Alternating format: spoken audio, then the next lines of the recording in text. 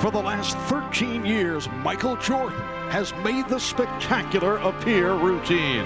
2 nights ago, he may well have reached the moment that will forever define him by fighting off illness to lead the Bulls to a critical win, proving that he possesses abilities that few others have ever known. I was on the verge of breaking down. Sometimes silence can seem so loud. There are miracles in life I must achieve. But first I know it starts inside of me. Oh, if I can see it, then I can do it. If I just believe it, there's nothing to it. I believe I can fly. I believe I can touch the sky. I think about it every night and day. Spread my wings and fly away. Tonight, the game's greatest player hopes to soar to another title.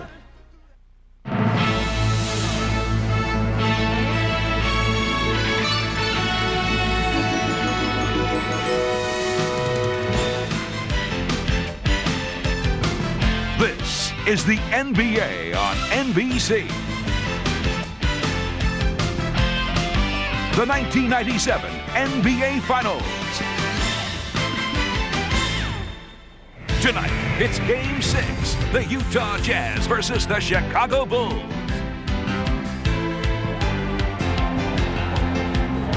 What time is it? Midnight! Well, the Chicago Bulls making their way onto the court, seeking to close out what would be a 5th NBA championship in the past 7 years. The Utah Jazz, with other thoughts on that matter, they would like to extend to a 7th and final game of this series. Hi, everybody. Marv Albert, along with Matt Gukas and Bill Walton. A host of subplots involved in this series. First of all, Dennis Rodman, very much in the news. NBA Showtime will have more of that in a moment. In a sit-down interview, our Jim Gray will be talking with Dennis Rodman. And the latest on Michael Jordan's physical condition. Jordan feeling much better. This is the scene when he arrived about an hour and a half ago. He's apparently made it back from the difficult siege with the flu. Michael saying that he is certainly over what he faced the other day, looking much better, saying he feels just fine coming off that heroic 38-point, 44-minute performance Wednesday, leading the Bulls to the dramatic finish, but Michael Jordan feeling better physically. Obviously, Matt, is just excellent news from the Chicago Bulls' point of view. Well, in sickness and in health, Michael not only wins, but he does it with style and a sense of drama. And no surprise, Michael Jordan's fingerprints all over the 3 Chicago wins. In Game 1, the winner over Brian Russell. In Game 2, total domination, 38 points, 13 rebounds, 9 assists, punctuated with the swoop to the hoop. And in Game 5, the ill-advised double team on Pippen with just enough energy, the monstrous three-pointer. The Chicago Bulls rely so heavily on his scoring, and his ability to get to the foul line will be a key in Game 6. I sense that Michael Jordan is almost out of gas and will make a concerted effort to end it tonight to avoid a 7th game showdown. All right, as for the Utah Jazz point of view, Bill, what can they do to turn it around from the disappointing loss? How do they recover, in particular when they had such a promising start in Game 5? Marv, Utah is repeating almost mantra-like all the cliches of a team standing on the edge of the cliff. Things like, we're proud, we're going to play real hard, we brought enough clothes for a real long weekend. But realistically, the story for Utah is one of missed opportunities, as John Stockton and Karl Malone could not get it done in Game 5. After a dominant start, Karl Malone stayed on the perimeter. They tightened up offensively. When John Stockton got to the hoop, he couldn't finish nor get to the foul line. In the set offense, he often got caught in the air, leading to turnovers. Michael Jordan finishing strongly to Scottie Pippen. When his teammates couldn't finish, Jordan threw it down. Statistical analysis for Utah shows that Karl Malone has to have an absolute huge game, 20 points and 12 rebounds. rebounds is absolutely not enough. Now the Jazz, they have to pick themselves up from the scrap heap one more time. Historically, they're not a great comeback team, but Marv, this is a team that's got to get it together right now because there's no tomorrow. All right, so coming up from Chicago, it's Game 6 of the NBA Finals. When we return, we'll hear from Hannah Storm of the Showtime crew. More on Dennis Rodman, followed by the introduction of the starting lineup. Hannah Storm back in Chicago as the Jazz and Bulls continue to go through their warm-ups. The tip-off of Game 6 is coming up at 9:17 Eastern Time. It was a firestorm of controversy set off when Dennis Rodman made derogatory remarks about the Mormon religion earlier this week. Yesterday, Rodman apologized for those remarks, but the NBA fined him $50,000. A short while ago, Rodman reiterated his apology and discussed the situation with Jim Gray. Now I know it's wrong to say something about someone's religion. I can say that, but I can't see someone finding someone to say something that was, like you say, that I was ill-advised or not experienced in knowing what this religion was. They should have gave me an opportunity to apologize instead of pounding a $50,000 fine on me, which has nothing to do with the NBA. So it has nothing to do with Stern or anybody like that, but again, I am made the scapegoat. Are you sincerely sorry? I mean, you know, it's like I said, I want no one to attack my religion or my heritage. So, you know, what can I do? People gonna look at me and say, well, he's not sorry. He don't give a damn. You know, this and that. So, what can I say? When we sit here and cry, that's not gonna do any good either. So, you have been fined $50,000 by the league. Do you accept that, or will you contest the fine? If I've offended a lot of people, I'm very sorry. The $50,000, I'd rather do, instead of giving it to the league, I'd rather give it to the Mormons and to their religion and their church or whatever, and then that way I can show face and say, hey, you know, I apologize. I was ignorant to the fact of their religion, and you know, hopefully that we can go on and move on. But I guess this will be another strike on Dennis Rodman again. Do you feel as though there is any way, regardless of the outcome of tonight's game, that you will be back in a Bulls uniform next year, or are you finished? I don't know. You know, it's like, you know, I'm playing behind the 8 ball. You know, I've been doing it for the last 4 or 5 years. But do you believe you're finished here? I don't know. I hope not, but I guess that people are making it very difficult for me to walk on the basketball floor, even hold my head up high, because everyone wants to downgrade Dennis Rodman and make him look like he's not, like he's a fool or he's an idiot. So. But aren't you responsible for a lot of this behavior? For acting foolish, for saying things that are not nice, gracious, courteous things, for doing the things and acting in the way you have? Aren't you responsible for that? Jim, you're talking about 2 incidents since I've been in Chicago. This incident and then the kicking incident. And you've headbutted an official. I mean, a lot of these things you brought on yourself. But y'all, like I say, you guys and all you guys here are blowing it out of proportion, okay? I mean, back in the 70s and 80s, guys was fighting and going in the stands and kicking people in. There was nothing going on. Now, all of a sudden, you got a guy like me now. It's a new rule. Let's do this. Let's do that. Now, Dennis Rodman, set a standard. Don't just single me out. Don't do that. I can see in your eyes you're upset about this. You truly are emotional and upset, aren't you? No. No? You're not?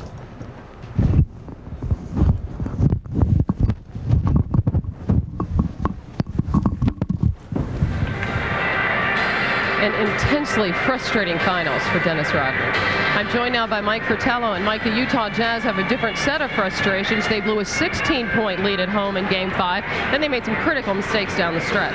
The execution of a team under pressure dictates the outcome of a game.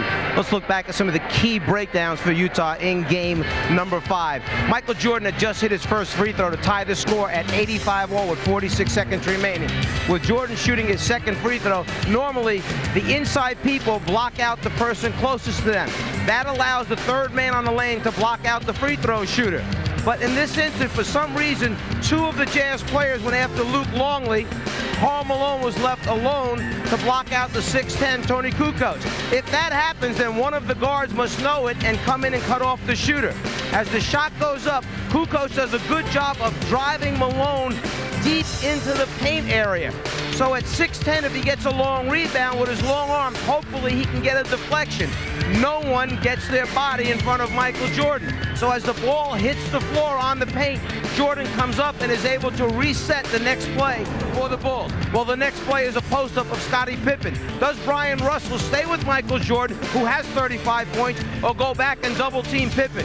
Russell's decision, go back and double the basketball. That leaves John Stockton to play two people, Steve Kerr or Michael Jordan. Jordan doesn't stand still. He's smart. He moves to his left, creates more spacing between himself and Kerr, and just enough room to get the shot over the top of Stockton, and now a three-point lead for the Bulls. So Stockton comes right back, penetrates the lane, and drops it off the Ostertag so he can finish with a dunk and bring the score back to 1. There's just over 15 seconds remaining as the ball is inbounded to Scottie Pippen. Remember, Pippen is basically a 70% free throw shooter. Karl Malone has 5 personal fouls. If he fouls now, he'll be out of the game. But if Pippen makes both, Chicago will be up 3 with 15 seconds remaining. They elect not to foul. Jeff Hornacek realizes someone's got to get over there and commit the foul because Karl doesn't want to do it. Pippen makes a smart play. He gets rid of the basketball before the foul can take place. Good ball movement by the Bulls. Now the dunk by Longley puts Chicago up 3 points, but now only 6 seconds remain. So basically 8 seconds were lost there. If Karl would have fouled immediately, they still would have had plenty of time to come back and get a 3 and tie it. We'll see how Utah responds tonight, Mike. We're closing in on the tip-off of Game 6, the Jazz and the Bulls. Back with the introduction of the starting lineups right after these messages.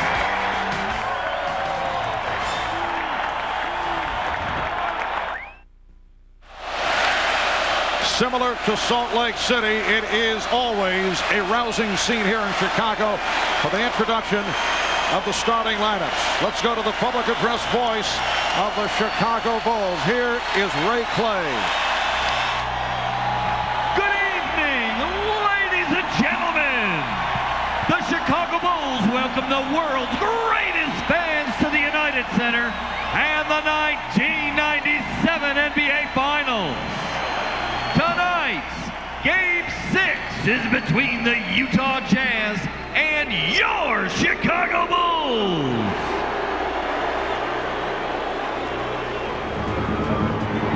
Now, let's meet tonight's starting lineup. First, for the visiting Utah Jazz. At one forward, from Long Beach State, 6'7", Brian Russell. The other forward, 6'9", from Louisiana Tech, Karl Malone. At center, 7'2", from Kansas, Greg Ostertag. One guard out of Gonzaga, 6'1", John Stockton. And the other guard from Iowa State, 6'4", Jeff Hornacek. The Utah Jazz are coached by Jerry Sloan.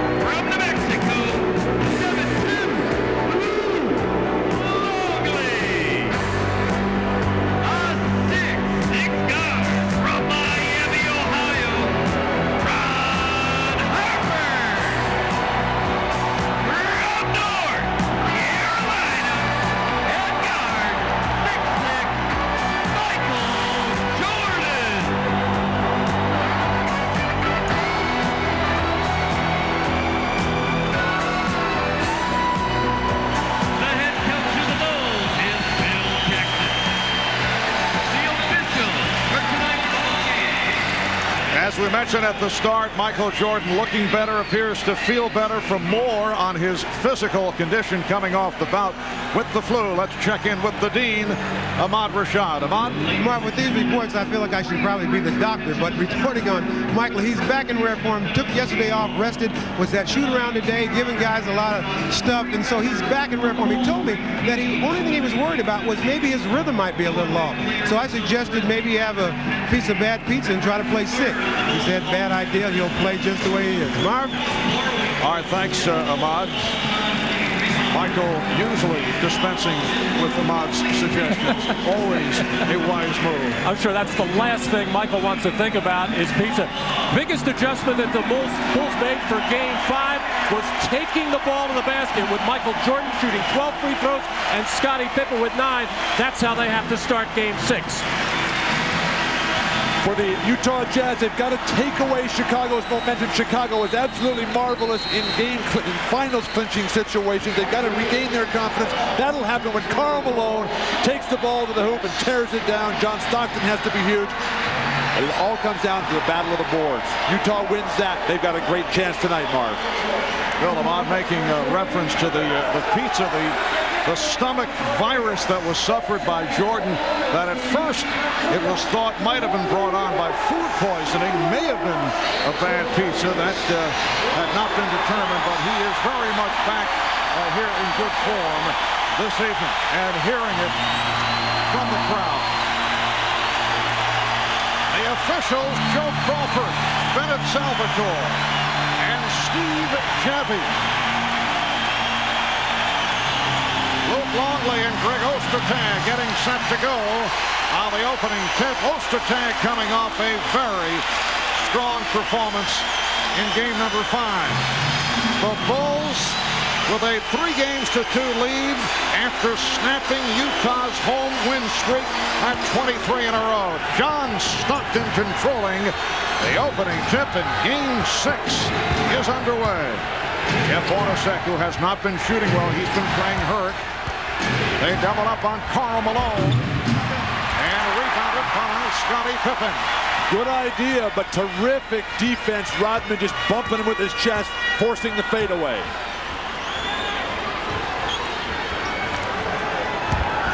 Hopper fires the 3. And Ostertag with the rebound and was pushed in the process. Foul committed by Longley. Game 5, the big 3 for the Jazz. Very strong in the first half when they played beautiful basketball, but basically all of them disappeared down the stretch. Once again, the Bulls are opening with Rodman against Malone. And the ball to Chicago. And that time, Karl Malone not even battling for inside position, just willing to take that little shove from Dennis Rodman, pushing him out at 17 feet. If he catches there, he's got to turn, face, and think drive. And as Bill mentioned at the start, Malone coming off a very disappointing game, particularly in the second half where he hit only 1 of 6 from the field. Shot clock is down to 4. Harper able to split his way through.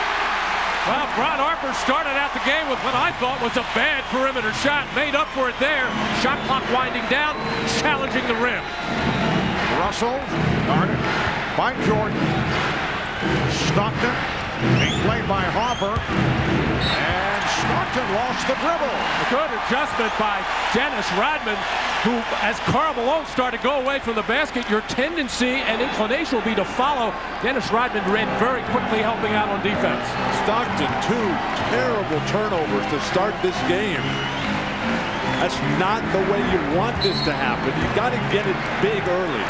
Well, Hornacek and Pippen came together, and the foul on Hornacek. Jeff Hornacek has been bothered by recurring soreness in the right knee. He says it's just a little sore. He's had it iced down and said he's been bothered by the bruise from time to time. He's had 2 very poor shooting performances, though, last game, and then 2 games ago, 1 of 9.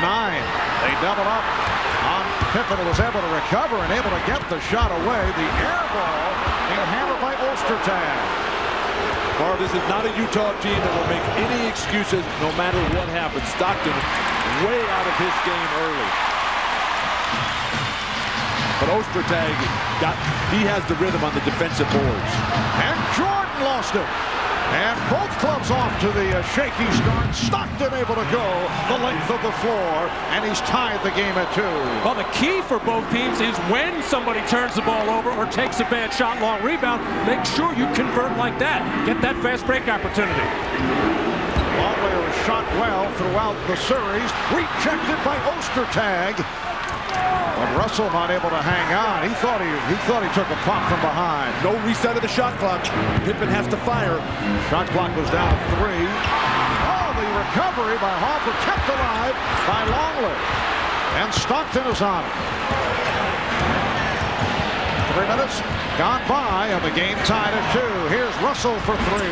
Way off.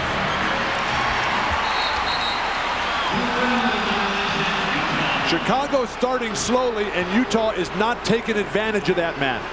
Well, a couple of bad perimeter shots. John Stockton coming down, launching that three-pointer on a fast break. Will do that from time to time. Doesn't call for that right now. You got to challenge the basket. Look to get to the free throw line. Utah one of their first 4. Chicago 1 of 7 here at the start. Single coverage on Malone. Looking for the backdoor pass, but broken up beautifully by Longley.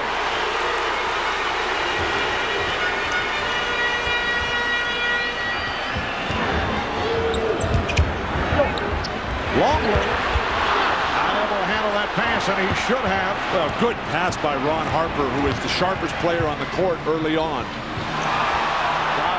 Travel, they thought Russell took the extra step right in front of the Chicago bench.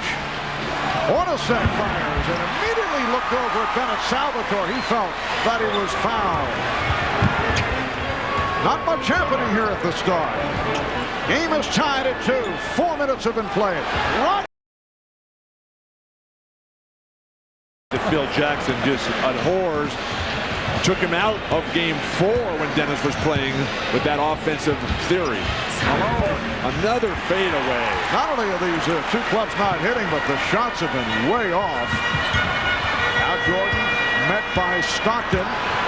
Jordan yet to attempt the shot. Here it is. And Ostertag with the rebound. Oh, both teams totally out of sync. Neither team can get anything going. They actually need a timeout to settle down and try to figure out what exactly they would like to do with their half-court offense. Stockton with the beautiful move to beat Harper off the dribble, and Harper looking around saying, where is the help? Well, it was a totally different angle on the pick and roll, and John Stockton executed it beautifully. So the Bulls won for their first 9. We'll be right back.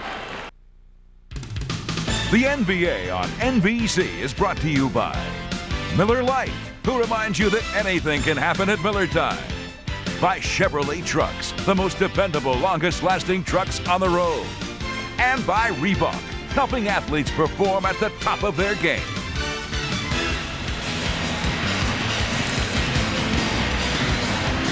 Seven minutes, 16 seconds remaining in this first quarter. A very shaky start for both teams. You see Utah up by the count of 4-2. Chicago has missed its last 7 shots. Marv, Chicago has been sluggish in the first quarter throughout. Normally, Utah has been the sharper team, but today all they've got is 2 John Stockton layups to go with John's 2 turnovers. Utah Jazz looking to tie the series, which would set up a 7th and final game here at the United Center on Sunday night. Pippen, yes. And the game is tied at 4. Well, this is a strategy the Bulls have been going to quite a bit with the taller Scottie Pippen working against just 6'4" Jeff Hornacek. It has been up and down. Malone with the outside shot, which has not been clicking. It was that little double clutch, the hitch on the way up that took it out of his rhythm. Nobody can block that shot. Just go ahead and shoot it. And here's Pippen again. This time, Scottie Pippen going glass, so the Bulls lead by 2. Ryan Russell took a lot of criticism from his coach, Jerry Sloan, for doubling down on Scottie Pippen on the key three-pointer by Jordan the other night. Last 2 posts up for Pippen, left one-on-one. Shot clock at 6. Ostertag. And Pippen with the rebound. Scottie Pippen had a solid game the other night, although the numbers offensively do not necessarily show it. Longley spinning his way and rebounded by Russell. Marv, when Jordan has the kind of game that he did in Game 5, anybody else's numbers are going to seem irrelevant. Pippen, the basket counts and the foul. So Karl Malone will go to the line, fouled by Luke Longley. Well, Scottie Pippen, shot clock winding down, just backing in till he got comfortable and just turning and shooting right in his face. Coming down in transition once again, getting the size advantage over Hornacek, kissing nicely off the glass. Talking about the Pippen numbers the other night, 5 of 17, but did a lot of other things. Take a look at the percentage of the Bulls offense. You look at Michael Jordan and Scottie Pippen regular season, then on for the playoffs. Generally, that number 58% is a bit high, but when the rest of the team for Chicago is struggling horrendously like they've been, Michael and Scottie are going to shoot more often. Ouch. Karl Malone, draw iron, please. The game is tied at 6, and Brian Williams again has entered early. Luke Longley once again in early foul trouble, just picked up a second personal. Now Jordan trying to go to work on Russell, and he got it.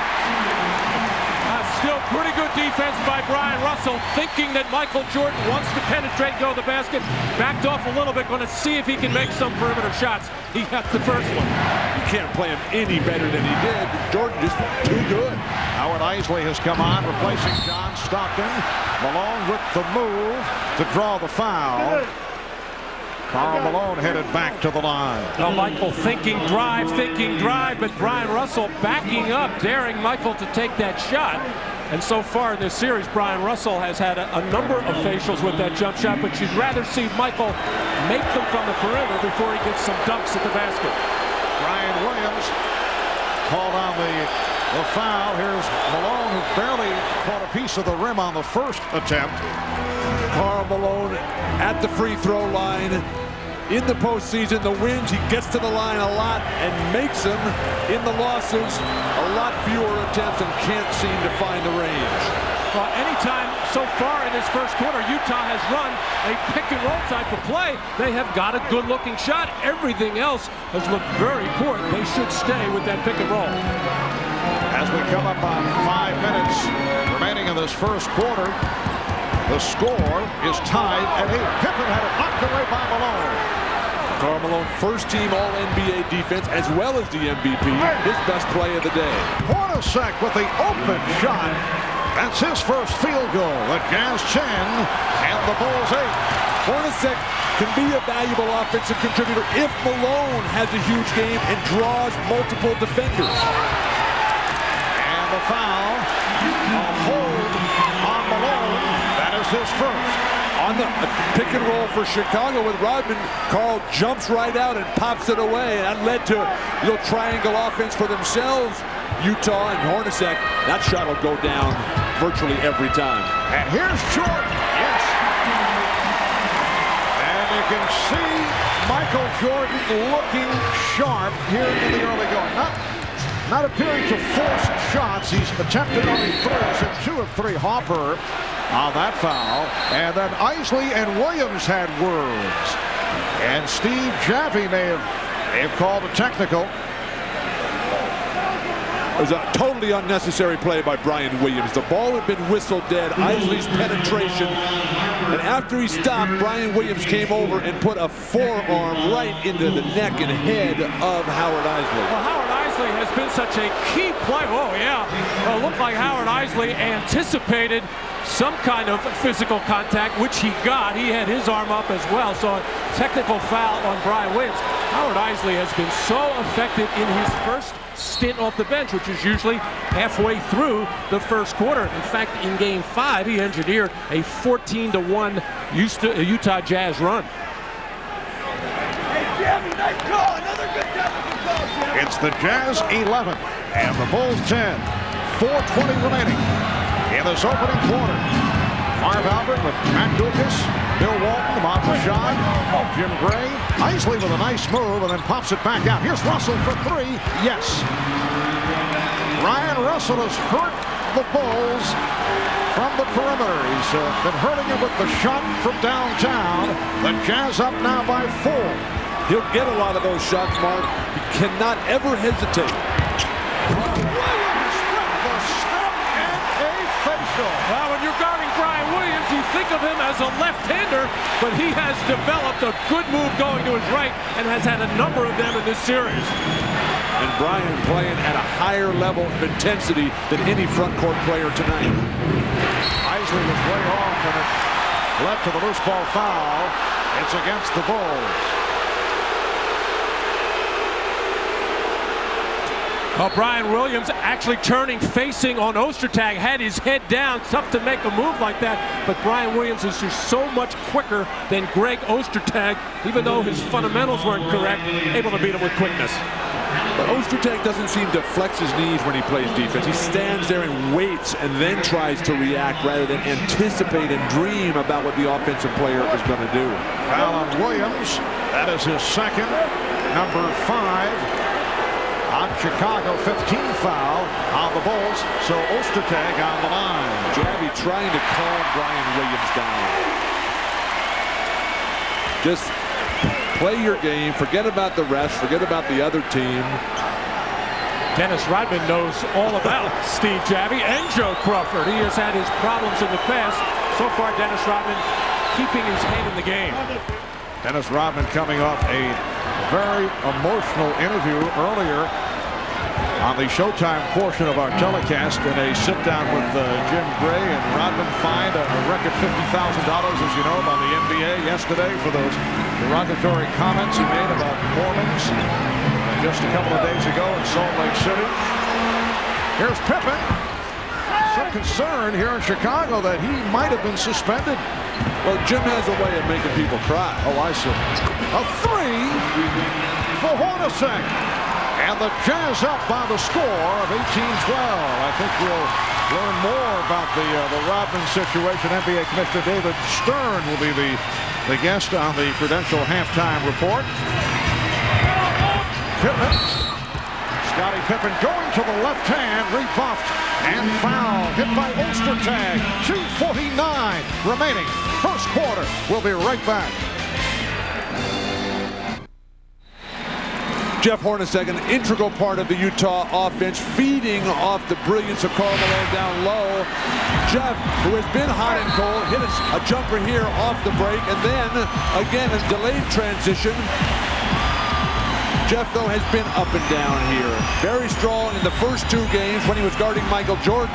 Then they switched him off to Scottie Pippen, and you see game 3 and game 5, not good at all. Jeff again playing with a very sore knee. But Bill, he says the sorer the knee, the better he shoots. And for some reason, I don't know if he's trying to convince himself or not. You said that last game, too, about when you feel sick, you play better. I never felt that. I like to feel golden out there. Well, Hornacek, 2 of 11 in game 5, and then 2 games back, the 1 for 9. So he may be trying to psych himself up in that department. Don't forget, he's being guarded by Michael Jordan, one of the best defenders ever. And when Michael really wants to put the clamps on you, he certainly can. 18-14, Utah with the lead. 2:40 to go in this first quarter. A lot of dribbling. Isley, though, able to penetrate off the dribble, and it's a 6-point Jazz lead. Well, Ron Harper just having all kinds of problems with Howard Isley. The only time Harper got bailed out was when Isley took a bad jump shot. Michael Jordan off the fake.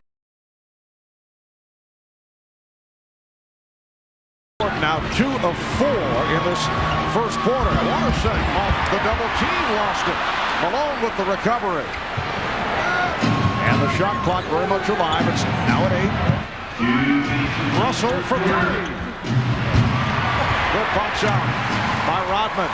Chicago has kept Utah from getting to the offensive glass. They have dominated the boards in this first quarter. 1:45 to go in the first. Brian Williams, who again came out early for the foul-plagued Luke Longley. Shot clock at 5. Down at 2. Jordan fires. Rodman trying to save the rebound, but could not. Just not a good possession at all for the Chicago Bulls, not running any kind of offense, just putting the ball in the hands of Michael Jordan, who, when he catches right now, is hesitating, very tentative, instead of either making another pass or make his move much, much quicker. Hornacek cutting baseline, and Isley went the other way to Ostertag. Williams with the rebound. We're approaching 1 minute left in the first quarter. The Jazz up by 6. Williams sending the pick. Here's Pippen, and he drew the foul. So Scottie Pippen back to the free throw line. A reminder, you can join our own NBA on NBC analyst Steve Cyber Snapper Jones. That, incidentally, a reenactment. Now, where's his tie? Online analysis on NBCSports.com. And Steve answering any questions you might have about tonight's game or the series in general while providing post-game commentary. Plus, after the game, you can listen in to the post-game press conferences via AudioNet. That's live online, all on NBCSports.com during the NBA Finals. I'm really surprised at the way the Bulls have come out this first quarter with not attacking the basket. That time, Scottie Pippen was able to get there off a good pick from Brian Williams. But so far, the first quarter, Chicago Bulls settling for too many perimeter shots. But they look like they're waiting for Michael Jordan to win it for them. But hey, they should realize that Michael's going to be a little bit tired, as you pointed out. They've got to step up. Their role players can play well here at home. They also knew that Jordan was exhausted back in Game 4. This was prior to the flu symptoms. Could be looking to conserve energy for the second half. Dennis Rodman is called for the foul as first. Marvin, practice today for Utah, a very interesting thing happened. Jerry Sloan fed up with the team. They seemed really flat. After 15 or 20 minutes of the shoot-around, he just stormed off the court and said, I've had it. I'm done with you guys. Then he went back and told the media that, hey, I'm not going to get down on my hands and knees and beg these guys to play. They got to come out and want it themselves. Another psychological ploy, trying to get the spirit back for the Jazz. I think Jerry was so concerned at the performance of Utah in Game 2 when he felt they didn't compete, they weren't into it. I think he wants to make sure here on this floor that he will do something to spark them. Down to 50 seconds remaining in this first quarter. The Jazz 21 and the Bulls 16. Steve Kerr has checked in for the first time. Tony Kukoc on the floor. You saw Michael Jordan getting a rest here in the final stages of this first quarter. Shot clock at 7. Kukoc, who played a major role the other night, was pushed. Foul is called on Foster, who also just checked in. Well, Greg Foster is a good matchup, Utah. Most teams have a horrible time trying to find somebody that can guard Tony Kukoc. Greg Foster can do it. He just had bad footwork, allowing Kukoc to come left across the middle, force him baseline. Well, what a break, especially since Tony Kukoc has been unable to dribble and make any kind of penetration. He has become almost exclusively a three-point shooter, and with only 4 seconds on the shot clock, a very poor foul. And now Jason Caffey replaces Dennis Rodman. Rodman with 3 rebounds. There's Antoine Carr coming on. Karl Malone with just 4 points, only 1 of 4 from the field. Tony Kukoc, who did a good job in game number 5. 9 points off the bench. Had that critical back tap to set up the 3-point shot by Michael Jordan. And Tony was huge on the offensive glass, which drew the ire of Jerry Sloan. Said there's no way that we can win this championship if we're going to let Tony Kukoc dominate the offensive glass. Jazz up 21-17. Carr. Oh, Antoine Carr with a nice turnaround move down to 8 seconds in the quarter. Pippen checking the clock, puts moves on, got the step. Rebound Hornacek, and time runs out in this first quarter. So a strong start by the Utah Jazz here in Chicago. After 1, they are up by 6 points.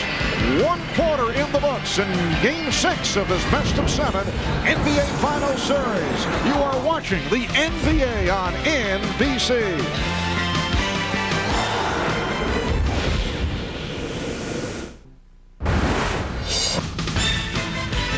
watching the NBA Finals on NBC.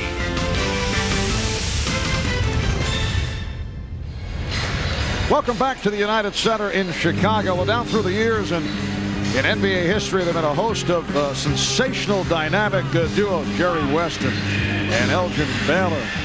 How about Kareem Abdul-Jabbar and Oscar Robertson? They combined for a championship in Milwaukee, and a couple of pretty good duos in this series. Jordan and Pippen, Malone and Stockton. Well, tonight, a look at the four future Hall of Famers. Michael Jordan starting off in low-key fashion, 2 of 5 from the field in the first half. See Scottie Pippen, 2 of 5 for 8 points. Karl Malone only 4 points, and John Stockton with 4. And a foul is called. Foul on Russell. Let's check in with Jim Gray. Jim? Thank you, Marv. Just following up on Bill's story, when Jerry Sloan walked out of practice this morning, spoke to Karl Malone. He said he guaranteed me that he and his teammates would not be making any token appearances tonight. They fully expect to win. Said he was glad that he walked out because he didn't need anything said to him. He said, if you're not ready for this game, you better get into another business. But there is one thing that's interesting to point out, Marv. The Utah Jazz have only won 17 road playoff games in the past 14 years. Compare that to Houston in 1995. They won 9 in that playoff series. Marv? All right, thanks, Jim. Well, numbers are always intriguing until those streaks are stopped. I don't know if you can put those numbers on this Utah team. And what happened last year, 5 years, 10 years ago, has absolutely nothing to do with the Brian Russells, the Greg Fosters, the Howard Isleys of the Utah Jazz. Means nothing. Shandon Anderson not able to hit. Jim should not take this personally. But the numbers for Karl Malone are not encouraging. A 1 for 4 start.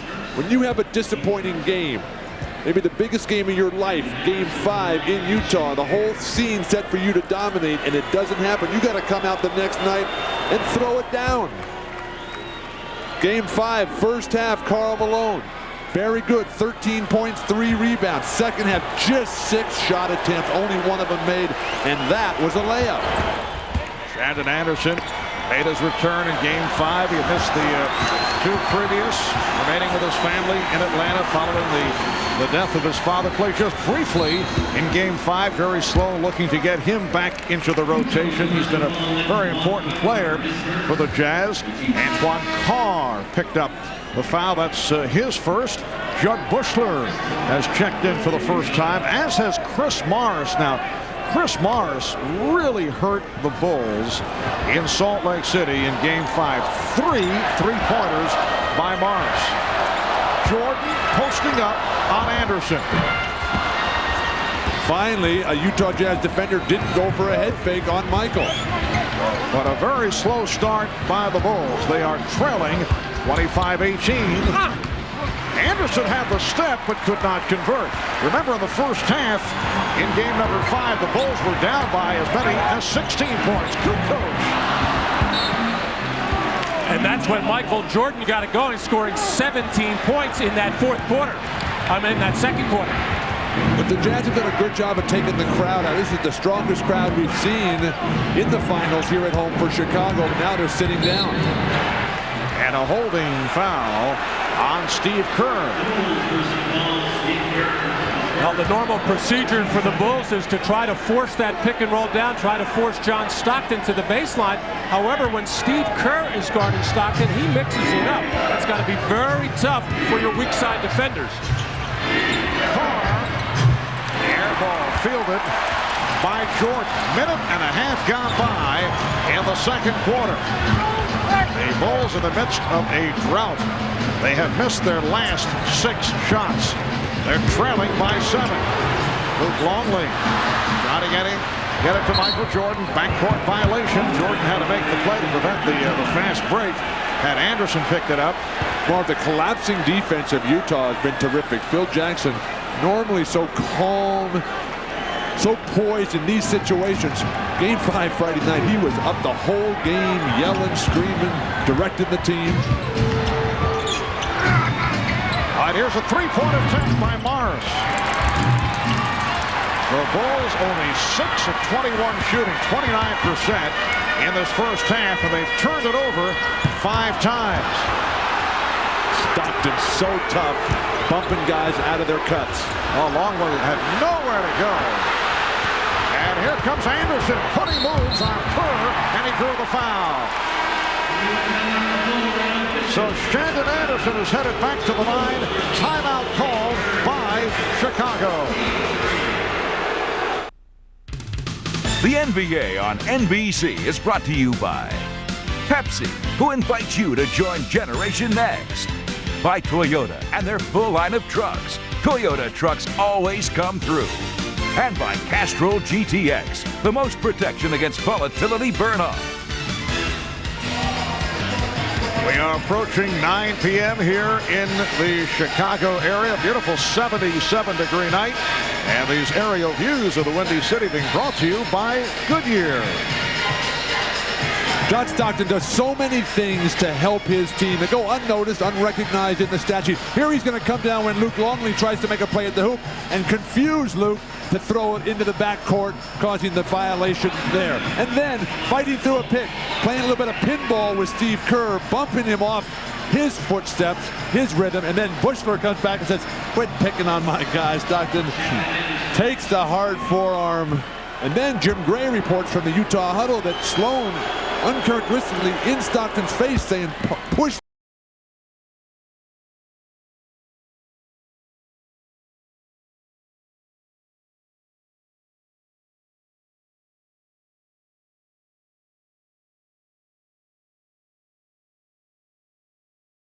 Driving lanes, get some good passing lanes. The Bulls have gone over 6 minutes without a field goal, trailing 26-18. We are early in the second quarter. 2.5 minutes have gone by. Ryan Williams working his way on Antoine Carr. And it's all Jazz to the board. That triangle offense just turns into one-on-one basketball. Very difficult to execute in playoff basketball. Fusion on the state of the Jazz. Stockton settles him down, calls for his pick. Finds the open Foster. Oh, way off. Watch your face. And Scottie Pippen. Oh, terrific job by Brian Williams, who fumbled that rebound, but out of the corner of his eye, knew that Scottie Pippen released on the play, able to recover, and threw the ideal pass. Bulls went 6 minutes and 52 seconds between field goals. Now trailing by 6. Kukoc went for the steal. He gambled, but could not come up with it. And Shandon Anderson has been a presence off the bench. He now has 5 points. The Jazz are up by 8. But a little bit of tentative play by the reserves for Utah. Uncharacteristic because they have been strong throughout the playoffs. Michael Jordan adjusting the shot, and he drew the foul. Well, a wild shot by Greg Foster, and just a good job by Brian Williams to follow that. Usually they're tough to catch. They usually hit you in the head. And a smart play by Pippen just to keep on going as Brian Williams gathered himself to make the play. But isn't that why you coach them? To keep their hands above their shoulders, anticipate the ball coming off wildly. Foul was called on Anderson, putting Jordan at the line. A reminder, NBC Sports will continue its coverage of the 97th U.S. Open. That's tomorrow, 12:30 p.m. Eastern, 9:30 a.m. Pacific, right here on NBC. British Open champ Tom Lehman moving into a 1-stroke lead, 4 strokes behind Tiger Woods, who has played his way back into contention with a round of 67 earlier today. Our coverage continues tomorrow, 12:30 p.m. Eastern, 9:30 in the West, right here on NBC. And the foul is called on Pippen for Scottie Pippen, his first. That was terrific execution by the Jazz. Shandon Anderson setting the hard pick on Brian Williams to get Karl Malone positioned in the paint. And when Karl Malone gets it like that and the pass is delivered, first of all, he should have made the shot, although Scottie Pippen came over to mess it up. But Matt, the game is getting a lot more physical the last couple of times down. Karl Malone working his way into the paint. You see in the 2 wins, great conversion percentage. In the 3 losses, horrible on the jumper. 9 for 35. That will not get it done.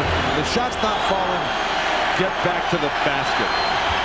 And Malone is just 2 of 5 at the line and missing badly. Utah 28, Chicago 22. Both clubs struggling in this first half. Here's Steve Kerr. Ryan Williams lost it. Morris has a 3-on-2. Stockton finding Anderson. Malone. Rebounded by Williams. Karl has no sense what the defense is, where it is. Pulling the trigger way too quick. But his defense is saving the team. Bulls very fortunate to maintain position after it was knocked away from Williams. Shot clock is down to 5. Good coach off the double. He thought he was fouled. Stockton running the floor. Bulls able to get back. Open opportunity for Anderson. And back comes Jordan. Here's Michael Jordan.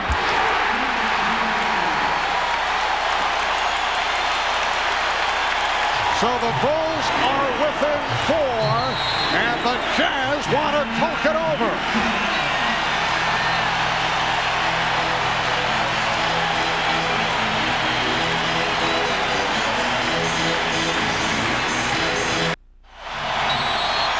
This second quarter has been very physical. The officials letting them bump and bang. Very few. This is, in fact, the only fast break opportunity for Chicago in this first half. And it's not even a number situation. 3-on-3. But when the guy with the ball can do that, you don't necessarily need numbers. As Michael Jordan took it strong to the hoop. So far from the field, Michael, 3 out of 7. And Michael has brought the crowd back into the game on their feet throughout the timeout. But Scotty and Michael are the only players contributing. They've got 19 of the Bulls' 24 points. The Jazz only 2 of their last 12. This after a 7-minute drought that the Bulls went through. Not able to hit a field goal for nearly 7. 4-second buzzer went off. Phil Jackson of the Bulls claimed that shot should not have counted. But it does. Brian Russell with a 3. The players have to adjust to what Matt was talking about. The refs aren't going to call anything. Michael's the only player that sensed that at this point. Utah by 7. Jordan for 3. And rebounded by Morris. Chris Morris continues to play well. This time put the brakes on. Bad pass. And the steal and save by Kukoc. Offensive foul on Scottie Pippen. Trying to free up Jordan in the back court with a little bit of a screen. Phil Jackson extremely upset with the lack of call here. And Scottie Pippen just pushed Brian Russell over. And that's number 2 committed by Pippen. Stockton setting it up on Kerr. Trying to use the screen. Russell for 3. Yes. Beautiful setup. Malone came over to set that wide pick up high, and it freed up Brian Russell. Are the athletic role players for Utah. Anderson, Chris Morris, and Brian Russell are playing terrific. Oh, that's a good block there.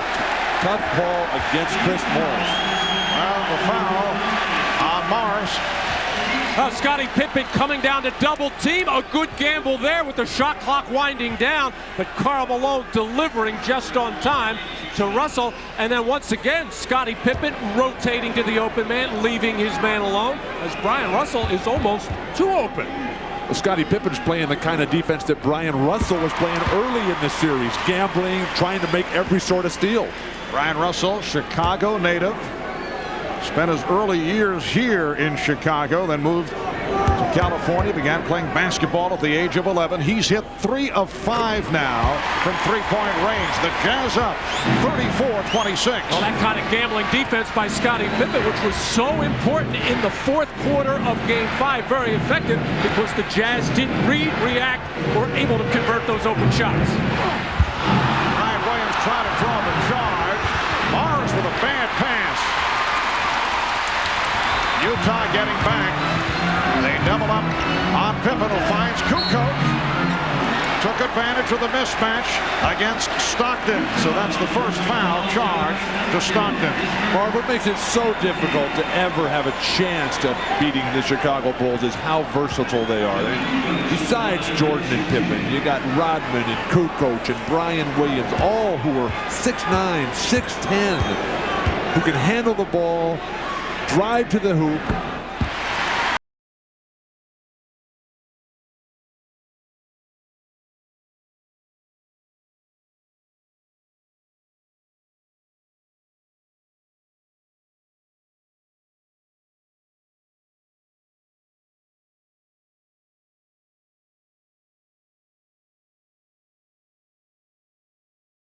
can't settle for the threes despite the fact he is shooting them so well.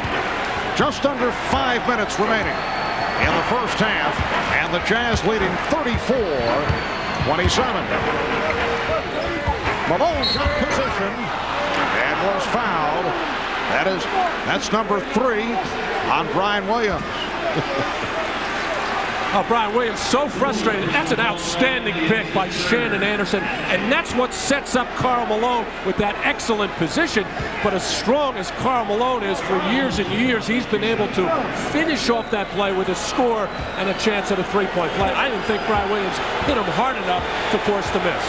I sense a little bit of lack of confidence in Karl Malone, the way he's missing those easy shots around the basket now. It's been like that from throughout the whole series, with the exception of Game 3 for Karl Malone. This burden of carrying that MVP has been very tough. And in the 2 wins, you see what a difference. 30 points a game, the good shooting, especially from the free throw line.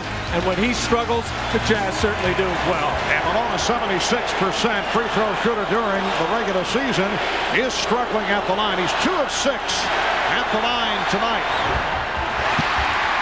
Dennis Rodman, who just returned, able to collar his 4th rebound. So Utah up by 7 with just under 5 minutes remaining in the first half. Rodman being challenged by Malone to take that deep shot. Shot clock at 3. Here's Jordan putting moves on Malone and fouled. Well, Karl Malone went outside to defend on Michael Jordan.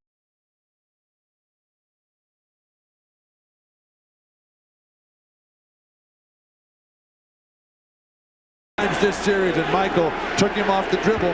He just has, Jordan, an unbelievable sense of when the guy is off balance, and the MVP chant has started up here in Chicago. And obviously Karl Malone very unhappy with that call by Steve Javie, with all the banging going on. He's going to say, are you going to call that? The hand is part of the ball, and normally you would get that call, but of course it's Michael Jordan shooting it in the United Center in Chicago.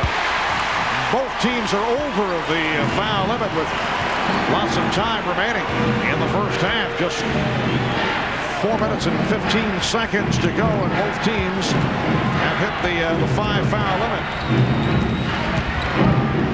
Off-balance shot, and a bad one by Russell. Shannon Anderson did not hold the screen, and that kept Brian Russell from getting open. What a pass, Jordan. And Pippen a strip.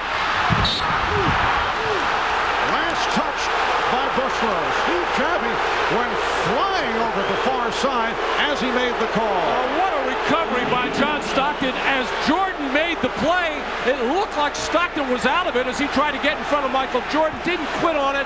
Recovered enough to knock it out of the grasp of Scottie Pippen and hustle down the loose ball. Bushler could have been called for a foul there. Javie said, forget about it. Just let him go. Utah ball in the bounds. Malone, the off-balance shot. Karl Malone, 1 of 6 from the field. That was his second half total the other night in Salt Lake City. 1 of 6 from the field, 2 of 7 at the line. It has been a horrendous first half for Karl Malone. Now here's Jordan putting moves on Stockton, and way off as he tried to adjust. Let's check in with Jim Gray. Jim? All right, Marv, after that last shot, Jerry Sloan walked down to the end of the bench here and he screamed to all his players, what is he doing? He referring to Malone. Didn't get any answers. Marv? All right, Jim. Chicago actually in the midst of a 5-0 run, cut into a 10-point deficit, but John Stockton able to put an end to that run. Stockton has 6 points. The Jazz leading 36-29. 3:03 to go in this first half, and the Bulls take a timeout.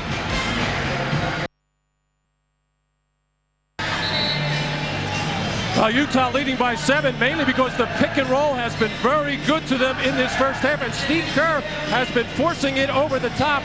Scottie Pippen not coming over to help out, and that's why Phil Jackson was so upset, as he wasn't happy with Steve's defense or Scottie Pippen.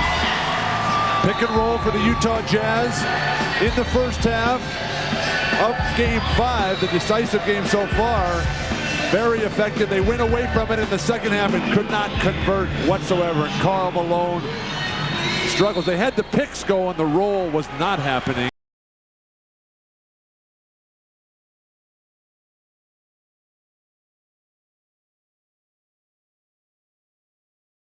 Just under 3 minutes remaining in the first half. Jordan for three. Yes. Still tough to get a feel on the physical condition of Michael Jordan. He's coming off the flu, very queasy the other day. 4 of 10 from the field, 5 of 6 from the line. He has 14 points. And the funnel by Malone. So Karl Malone with only his second field goal, and it's the Jazz by 6. I think Michael has been conserving himself throughout the series, picking his spots. It's usually second quarter, fourth quarter where he turns it on.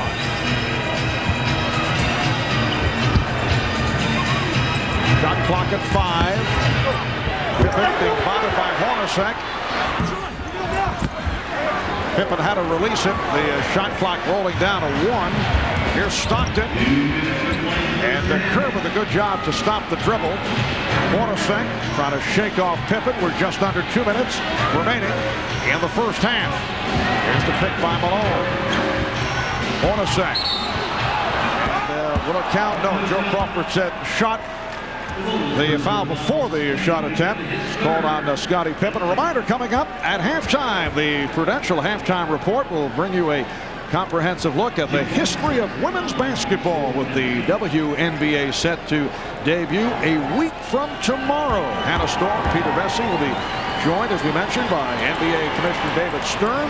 We'll talk about that and other topics. And also we'll have an update on today's second round of the U.S. Open Golf Championship. It's all ahead on the Prudential halftime report. NBA Commissioner David Stern warming up for his little halftime session. Well, even though Utah has the lead right now, a lot of the numbers in favor of Chicago, particularly on the glass, where Chicago leads by 5. Utah only has 2 offensive rebounds. And then at the free throw line, where Utah is just over 50%, where Chicago is really stroking it from the line and getting more attempts. And you see the numbers: Utah 10 of 18, Chicago 13 of 16. Longley could have been called for the travel with that extra step, and it led to the turnover, but Anderson could not convert, and a foul. Longley going for the block, but instead he's picked up his 3rd personal. Tony Kukoc got back on defense, and I thought he fouled Shannon Anderson on the play, as he felt so too, and was surprised that no whistle came and then quit on the play. You keep playing till the whistle blows. There's the hack by Tony Kukoc. Expected a whistle there, and everybody seemed to stop but Karl Malone. It has been a very long first half for Luke Longley. And the same can be said of that man. Now 2 of 8 at the line. You look at Karl Malone at home. Huge numbers during the playoff and great shooting. Gets out on the road where the Jazz, as Jim Gray reported, have not been a successful franchise in the playoffs. And the numbers just aren't there, and they don't win when he doesn't have the big nights. And in the second quarter, the line, Malone is now 1 for 6 in the second quarter. The Jazz 41 and the Bulls 32 as this first half winds down. Marv Albert, Matt Dukas, Bill Walton. Here's Jordan. Hornacek with the rebound, and Stockton pushes it down. Ball now being played by Caffey. It was waved off. Basket will not count. Jason Caffey called for the personal. Chicago over the foul limit. So once again, Karl Malone heads to the free throw line. Well, the Chicago Bulls finishing up this second quarter with a very small team. You got Scottie Pippen with 3 fouls. Luke Longley on the bench with 3 fouls as well. No shot blocking out on the floor for Chicago, with the exception of Michael Jordan. Utah should be forcing inside, taking it to the rim. Well, it's one of those situations, and obviously both you fellows have had experiences at the line. Not only is Malone missing, he's now 3 of 10. He is missing in every conceivable variety. He's coming up short, he's shooting strong, he's off the side of the rim. That was the strong point of my game, Marv. The inconsistent free throw all over the place. But Karl, the way that the big guys are bodying him out of there on the low post, forget the outside pivots, to use an inside pivot, turn and face, create some space, and then find a little short jumper. The Jazz by 10. It matches their biggest lead of the night. 45 seconds remaining in the first half. Jordan trying to put moves on Anderson. And then met by Hornacek providing help. Kukoc for three. Tony Kukoc hitting from downtown from deep in the corner. 42-35 the score. The Jazz with the lead. Michael Jordan is so good. What a perfect pass after he was completely shut down. A thing of beauty to watch. And for Kukoc, his first field goal. Malone from Stockton. John Stockton with the one-hop setup. Down to 12 seconds remaining in the half. The Jazz by 9. Jordan setting up for a final shot, directing traffic. Out of 3. Here's Jordan getting the step and hitting. 0.6 of a second remaining. Oh, Malone and Rodman bumping each other. Joe Crawford on the scene immediately, indicating at least one technical, and then checking it over. Let's see.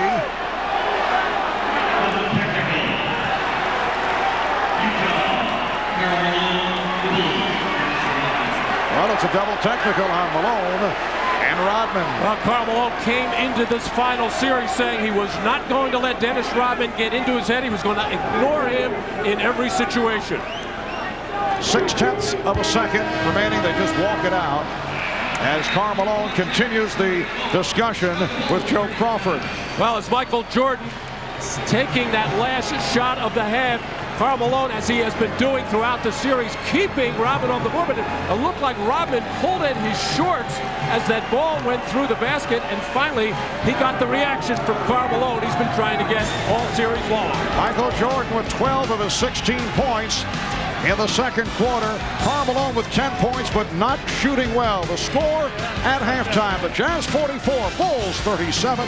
Hannah and the halftime report in a moment.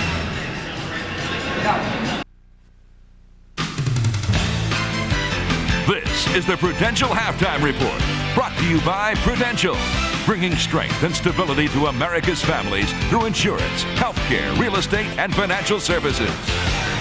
Halftime of Game 6 in Chicago, the Jazz leading the Bulls 44-37, despite a terrible first half by Karl Malone. 3 of 8 from the field, 4 of 11 from the line for 10 points.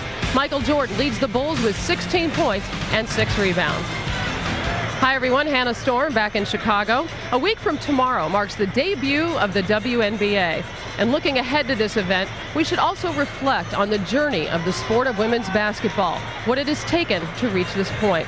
It has been a long road to acceptance and recognition for the women who play the game.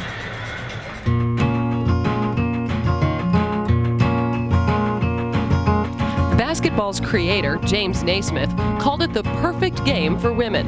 And women at all levels have been playing basketball for more than a century. But Lucille Cavalos, a former college coach, remembers a time 50 years ago when women weren't supposed to play basketball. My mother didn't want me to play, and I used to hide my sneakers outside the house and tell her I was going to see a friend, and then I would take my sneakers and take the train down to Governor's Island to play a big game. Although society disapproved of women playing an athletic, aggressive, and competitive game, pockets of popularity remained. In Iowa, the girls' state high school tournament has been held every year since 1920. In Tennessee, future Hall of Famer Nero White packed local gyms, leading Nashville Business College to AAU glory.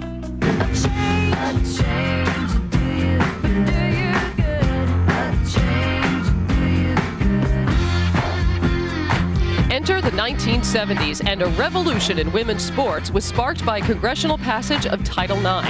This groundbreaking legislation mandated equal funding for women's sports in schools. In its wake, a generation of college standouts emerged who gave the evolving game of women's basketball a recognizable face and name. Women like Carol Blazejowski, the prolific scorer from Montclair State, Ann Myers, UCLA's first female scholarship athlete, Old Dominion guard Nancy Lieberman, and in the 1980s, the incomparable Cheryl Miller of USC. By 1978, the first professional league debuted. While many of the game's biggest names took part, the WBL and its successors attracted small crowds and little interest from advertisers. The people that started the basketball leagues previously were really nice people, but they just didn't have the expertise or the deep pockets or the relationships with TV, advertisers, sponsors, etc. So they didn't have the long-term staying power. While the pro game quickly collapsed, women's college basketball was thriving in the 90s, thanks in large part to Connecticut's perfect 35-0 season in 1995, which captured national media attention and piqued newfound public interest in the women's college game. You saw certain colleges breaking huge attendance records. And, then you have Cheryl Swoops get, well before the Olympics, she gets her own shoe deal. And then it was just a trickle-down effect, and now it's exploded. By 1996, the women's sports revolution had come full circle. In 1971, just 1 in 27 girls participated in high school sports. Today, 1 out of 3. The coming of age of the female athlete really happened with team sports. I think women were always accepted as individual athletes, but the real acceptance came when people could embrace a woman athlete that was perceived as playing a men's game and playing it just as well and with just as much excitement. A quarter of a century after the passage of Title IX, women's team sports in the USA invited the world to their coming out party at the 1996 Olympics in Atlanta. The U.S. women captured team golds in softball, soccer, and basketball. Their success created an outpouring of unprecedented public enthusiasm and media interest. The women's Olympic team really did a lot to catalyze interest, created a tremendous foundation for us, and created the momentum that you really need to get things going. There was enough momentum for not 1 pro women's basketball league to be formed, but 2. And 3 television networks will be broadcasting WNBA games. Commercial time in these broadcasts is already sold out for the entire season, an exceptional record for a startup league, male or female. The opening tip is just 8 days away.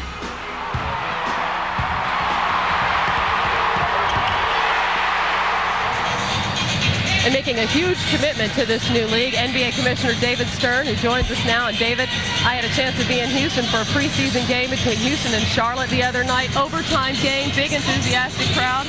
What are your goals for this new league? It's exciting. We just want people to see what a great game women's basketball is. We think the sponsors accept it. We know the fans will. And we're trying to get maybe 4,500 people a night in our initial season to test this game. And we know they're going to love it and come back for lots more. And we'll see more than 8 teams then if it's successful? Oh, Val Ackerman and her group are busy planning for the next wave of expansion because there are many more teams, NBA teams, that would like expansion franchises than we have available at the present time. Okay, well, in just a moment, Peter Vessey's got next. He's going to join us as we continue to speak with Commissioner Stern. First, a message from Prudential and a word from the NBA.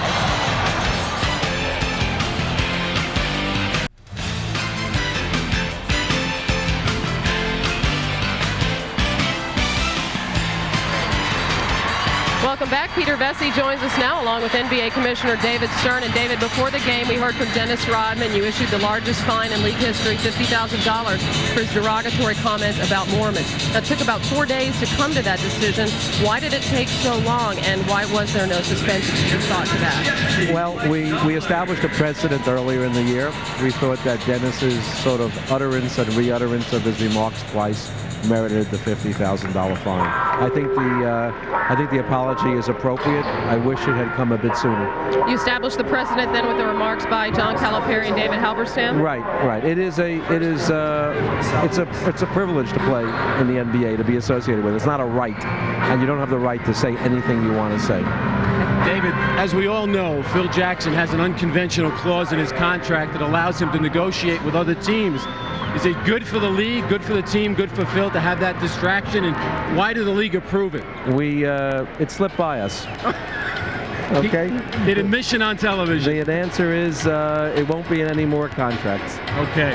Contracts, as we all know, are out of control.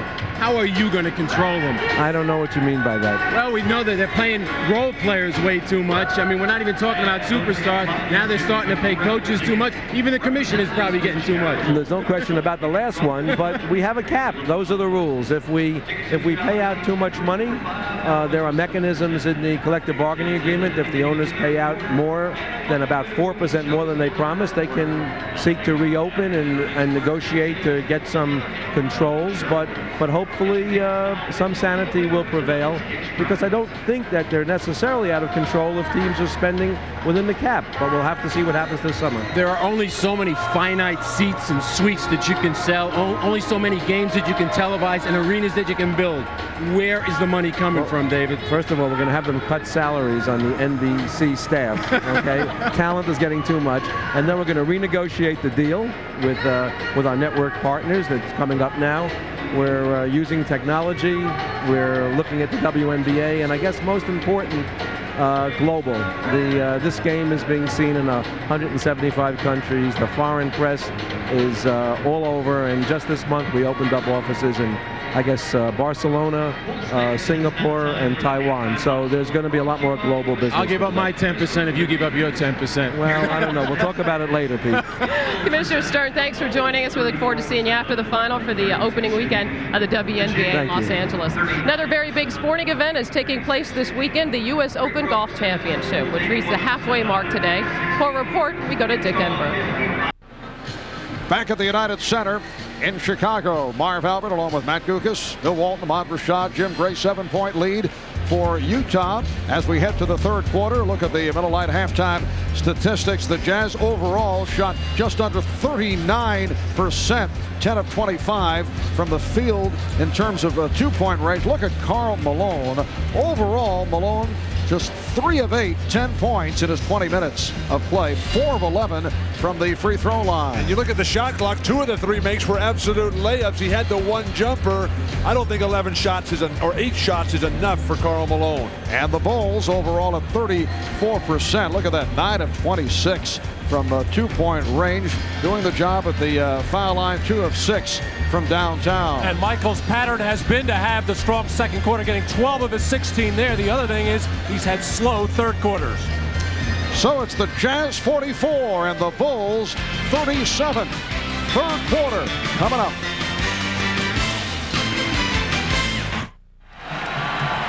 Welcome back to Chicago. I'm Jim Gray. As halftime winds down, I'm now joined by Larry Miller, the owner of the Utah Jazz. You sit in the meetings. You just heard halftime. What did Jerry Sloan say to the troops? Jerry said he liked the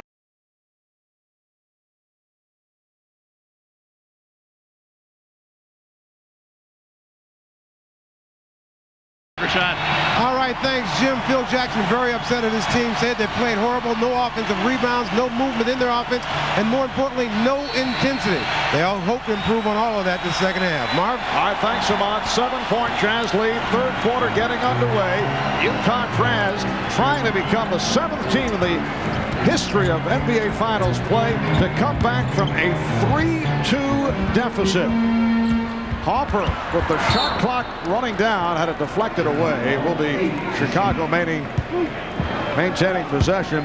No one has ever done it, winning games 6 and 7 on the road. Several teams have won game 7 on the road. Well, the Chicago Bulls are hoping to wrap it up here tonight, and Michael Jordan cuts it to a 5-point Utah lead. 2 penetrations and the line of defense in the back for Utah. Ostertag just breaks down. His knees aren't flexed. His hands aren't up.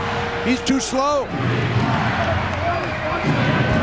Stockton and Hornacek in the backcourt. Malone, Ostertag, Russell up front. Illegal defense is the call against Chicago. That is their first. At the end of the first half, Karl Malone walking off the court, and there's Brian Williams, and neither one of them given an inch. The playoffs have begun. A little testy, the extracurricular activity, following some technical fouls that were handed out late in that second quarter.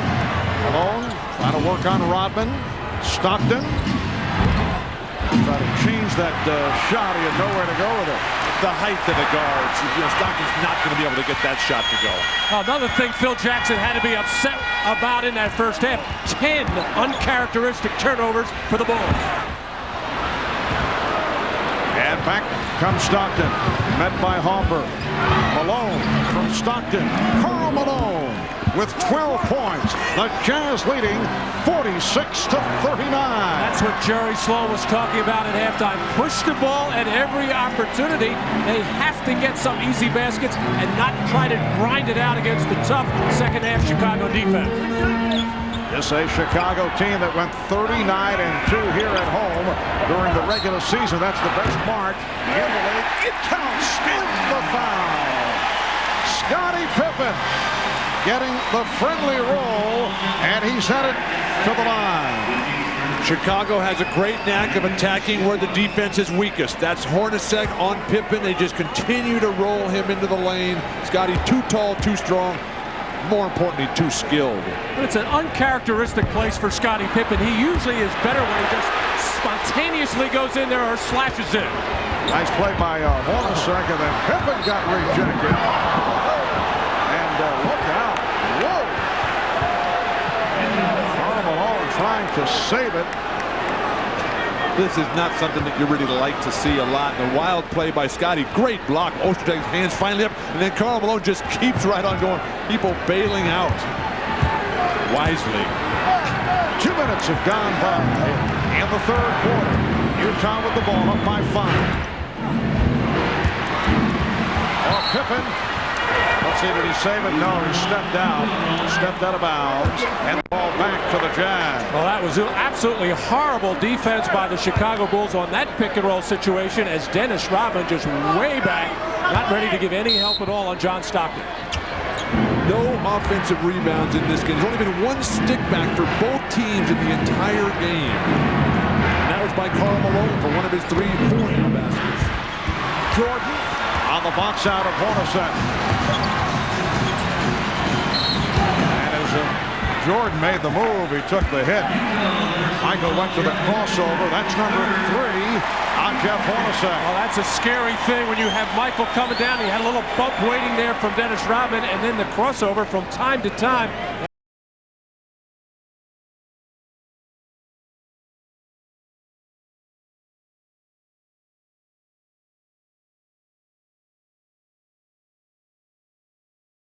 Pippen, when he fired one, it was way off, long way, lost it.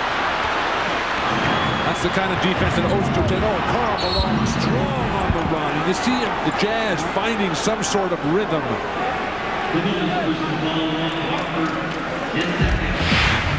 Karl Malone was struggling early. Which then he gets a pick and roll, steps back, finds the range on that jumper, and now he's had 2 very good offensive sequences on the right side of the court in the third. In fact, Karl Malone has hit his last 3 shots, just 4 of 11, though, at the foul line. Well, things may be turning for Karl Malone. I noticed that Karl on the first free throw usually hangs in there, stays with his shot, follows through. It's on the second one when he starts to back up as he releases the shot, and he's got some bad bounces that way. Malone hitting on both. It's the Jazz 48 and the Bulls 41. Hopper and Jordan at the guards. Rodman with Pippen and Longley up front. Pippen 3. And Ostertag able to get to the rebound. Terrible. Oh, the steal. And here's Jordan trying to put the move on Ostertag, and a foul is called. Foul committed by Russell. Now, Scottie Pippen took a horrible 3 a couple of minutes ago from the left corner, forced one here, but then saw this one coming all the way like a free safety in football, and then all Ostertag can do is grab on and hold Michael Jordan. Never outlet cross court. Make the short one to the near side of the field. Now Jordan posting up and finishes with the fadeaway. So Michael Jordan has 20, and he's picked it up from the second quarter on. It is a 5-point Utah lead. Karl Malone also getting better. What separates Jordan is great defense, Scottie Pippen, and here comes Jordan. Jordan putting moves on Stockton. Jordan putting moves on Hornacek and going the distance.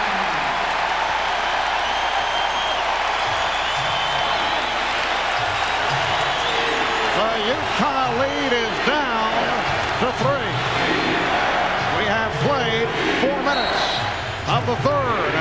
The outside official, Steve Javi, indicating foul number 4 on Luke Longley. Michael Jordan working in the post now, getting into the lane, surrounded by 3 Utah Jazz players, but able to hang in the air and fade. And Karl Malone thought he was fouled by Pippen, was arguing with the official all the way back. Did not help in transition defense, and that left Michael all alone with Hornacek. Jordan just moves so much better than everybody else. The way Dr. J did, the way Elgin Baylor did.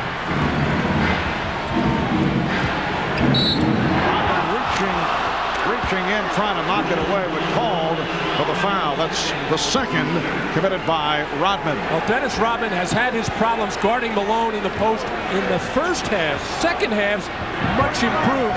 Didn't get away with one there. But Karl cannot let guys reach over his back when he's trying to receive down deep. The Jazz have led by as many as 10. They've had that 10-point lead on a couple of occasions. Beautiful backdoor feed. Malone finding Stockton. It's like automatic. Once a game, they get that little give-and-go cut for John Stockton. You can bank it. 8 points for Stockton. But for John, only 3 assists to this point. Rodman. Terrible shot. Jordan wide open. He's hot. And you're going to go away from him. Why? Hornacek. Yes. Jeff Hornacek at the foot on the line. It's a 2-pointer. The Jazz up by 7.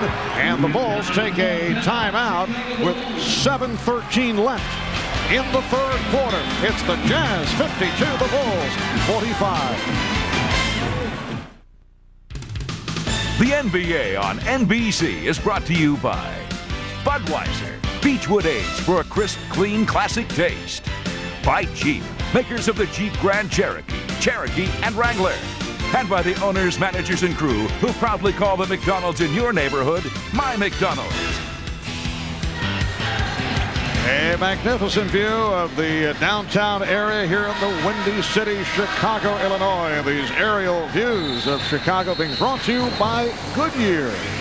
Well, normally when the ball goes into the post, there's some kind of splitting action for the guards, but inadvertently, Brian Williams is going to set a screen on his own man, Ron Harper, for John Stockton, cutting through the lane and to the hoop. And what Brian Williams should be doing there, guarding Ostertag, is just planted in the lane, trying to play traffic cop, just banging anybody, but poor play by Brian Williams. Well, John Stockton never stops moving. One thing good for the Utah Jazz, though, is that Karl Malone has worked his way back in. Post-ups here tonight, 15. What's killing the Bulls, though, is that only Scotty and Michael are playing. And Karl Malone beginning to show some signs here in the third quarter. Scottie Pippen able to slither his way in off the box out, and with a foul, it is on John Stockton. Reminder, NBC Sports will continue its coverage of the 97th U.S. Open. That's tomorrow, 12:30 p.m. Eastern, 9:30 in the West, right here on NBC. The British Open champion Tom Lehman with a 1-stroke lead, but 4 strokes behind. A fellow by the name of Tiger Woods, who has played his way back into contention with a round of 67 today. Our coverage continues tomorrow, 12:30 Eastern, 9:30 a.m. Pacific, right here on NBC. Just under 7 minutes to go in the third quarter, and it's the Jazz by 5. Well, Scottie Pippen and Michael Jordan have over 75% of the offense for Chicago. Rodman has 0 offensive rebounds, just 7 for the entire series so far for Rodman. Last year in Seattle, he had 41 offense. Oh, but a beautiful play by Dennis Rodman, a drawback foul. Offensive foul on John Stockton. Well, Utah has had trouble with the pick and roll up here, and this is where Dennis Rodman plays it best. He actually made the little bump and the flop back. John Stockton agrees with me. How can John Stockton knock Dennis Rodman down? Dennis Rodman's in there battling with Karl Malone. Well, for Stockton, it's number 3. Here's Jordan putting moves on Russell. Resetting, firing. Rebounded by Ostertag. Well, one thing Chicago could do, give the ball to Brian Williams up around the top of the key elbows area. He can beat Ostertag off the dribble. He may not score, but it might enable Dennis Rodman to get his first offensive rebound or somebody else. Stockton. Nicely done. Off the fake. John Stockton. He has 10 points. And it's all one-on-one for Chicago. It's Michael making his move, Scotty doing his, and everybody else standing there watching. Utah by 7. The Bulls have missed their last 5 shots. And some sloppy pass work. Jordan. Yes. He thought it was foul. How is that not a foul? Ostertag hammering down.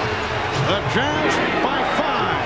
5.5 remaining in the third quarter. And now the foul is called on Rodman in a animated conversation with Bennett Salvatore. That's 3 on Dennis. Terrific pass by Dennis Rodman as Michael Jordan had to hang in the air those extra couple of seconds as only he can, knowing he's in trouble with the 7'2" shot blocker, but he was just able to outlast Ostertag. And apparently they changed the foul call. It was not Rodman. Now they say Harper. So Harper is called for his 3rd foul, and a substitution for the Bulls. Randy Brown is checked in for the first time with Howard Isley coming on for John Stockton. A lot of whistles here in the 3rd quarter. Again, the call against Chicago. It's number 4 on Scottie Pippen. Michael Jordan controlling everything here for Chicago. 50% shooting, the rest of the team ice cold. Michael with 50% of the points as well. I'm wondering if Dennis Rodman had thrown his arms in the air like Michael did. I bet Dennis would have got a technical foul there, which would have been his 2nd for the ejection. And that foul by Pippen puts the Bulls over the foul limit. Ryan Russell at the line for the first time. He has 10 points. I remember last year in Game 5 of the finals in Seattle, on about the 3rd play of the game, Dennis Rodman just running back up the floor, just kind of raised his eyebrows at referee Joe Crawford and got a technical foul. The Jazz up by 7. Utah has led by as many as 10. Here's Pippen. He got the step and foul. And it may be a flagrant. A hard foul offered up by Ostertag. And these two have met before, Greg Ostertag and Scottie Pippen. As Scottie Pippen taking it to the basket. And that actually was a clean block. There may have been some contact along the way, but clearly Greg Ostertag got a good chunk of the ball, and it did not look like he was trying to take a hard foul on Scottie Pippen. I don't think this is a flagrant foul, man. I think this is a decent block. They hit him in the head afterwards, but the history between these two guys that you were mentioning, where Scottie had leg whipped him a little bit and some underneath the basket activity, and then Ostertag with a very hard foul that led into technical fouls back in Utah. I would think more from the precautionary point of view from the officials looking to stop what might happen. So they called the flagrant. Jordan got the step and held by Russell. And for Utah, that is team foul number 5. So the Bulls are also going to the line. Chicago rediscovering what they found in Game 5 in Utah. Take the ball to the basket. When your offense is sluggish, the jump shots aren't going, drive to the goal where you may either score, get an offensive rebound, or more importantly, do this, get to the foul line. And Jordan is now 6 of 7 at the line. Michael Jordan, when they win, 40 attempts in 3 games, terrific average, not getting to the line at all in the losses. We were talking earlier about the dynamic duos in the history of the NBA. Well, the duo of Jordan and Pippen have accounted for 22 of the Bulls' last 25 points. It's a 4-point Jazz lead. Isley is playing for Stockton. Hornacek with the shot clock running down. And a foul, pushing foul on Jordan. That's his 2nd. Barb, I like the substitution of Randy Brown here. Steve Kerr's not been getting it done.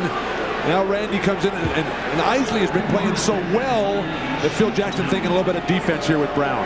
Well, Phil Jackson went to that in an earlier game in Utah, went with the defense, realizing that Isley does a remarkable job for playing so few minutes, about 10 minutes a game, but when he comes in, rarely makes a mistake. Either he's been able to score or get the ball to the right people. And Isley has played so aggressively on the offensive end, and in those limited minutes, that's truly remarkable. And Hornacek shot just under 90% at the line this season. As you mentioned earlier, Bill, one of the great free throw shooters in the history of the league. 6-point Utah lead. Jordan shaking off Russell, going to the reverse, rebounded by Williams. The Jazz 58 and the Bulls 54. That's what I mean about the penetration right now. Brian Russell cannot keep Michael Jordan from getting to the basket. Isley, will it count? No. Foul before the shot attempt. Even though this looks like a wild shot for some, I think everybody in the building expects it to go in. Michael hanging in the air, twisting, turning, spinning off the glass, but all eyes on Michael, enabling Brian Williams to get the offensive board. You see how Ostertag was a little off balance. Get the middle of your chest in front of the guy. Don't come in with the side. It gives you no chance to use either arm for the block. Randy Brown called for the foul to put Howard Isley at the line. 4:22 remaining in this third quarter. And the Jazz up by 5. Utah trying to tie the series, looking to extend to a 7th game here on Sunday night here at the United Center. And right here on NBC, the Bulls seeking to wrap it, looking for their 5th NBA title the last 7 years. Phil Jackson motioning, looking for some movement. Shot clock at 7. Jordan fires. Rebound Williams. Brian Williams rejected by Greg Ostertag. Rebound Rodman. And a foul against Utah. Michael, Dennis Rodman's first offensive rebound of the game, but a poor execution by the Chicago Bulls, taking right now is having his way with Brian Russell. And you may have seen some attempted chicanery. Scottie Pippen went to the free throw line knowing that it was Dennis Rodman who was fouled. And Rodman hits the first. For Utah, though, to have Jordan shoot a wide open 3 and to give up a weak side offensive rebound is unacceptable. Karl, Malone, and Ostertag have to be dominant there. Rodman can't find the second. So the Jazz up 60-55. Rodman is first point, but he has done a good job off the boards. He has 8 rebounds. They double up on Isley. Ostertag, nice pass. Karl Malone from Greg Ostertag, and the Jazz have a 7-point advantage. They haven't been going to Karl, but he's been getting his numbers by running the floor and moving without the ball.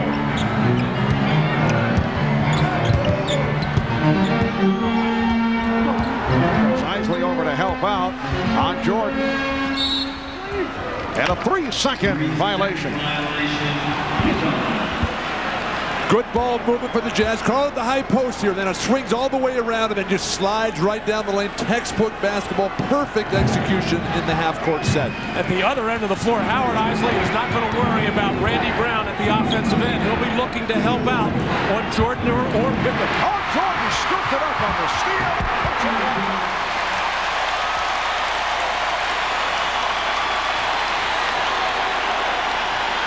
The Bulls are hoping it gets the crowd going. The crowd has been quiet. They have not had much to cheer about. The level of play has not been at a high level. Jordan just going for steals on every play here.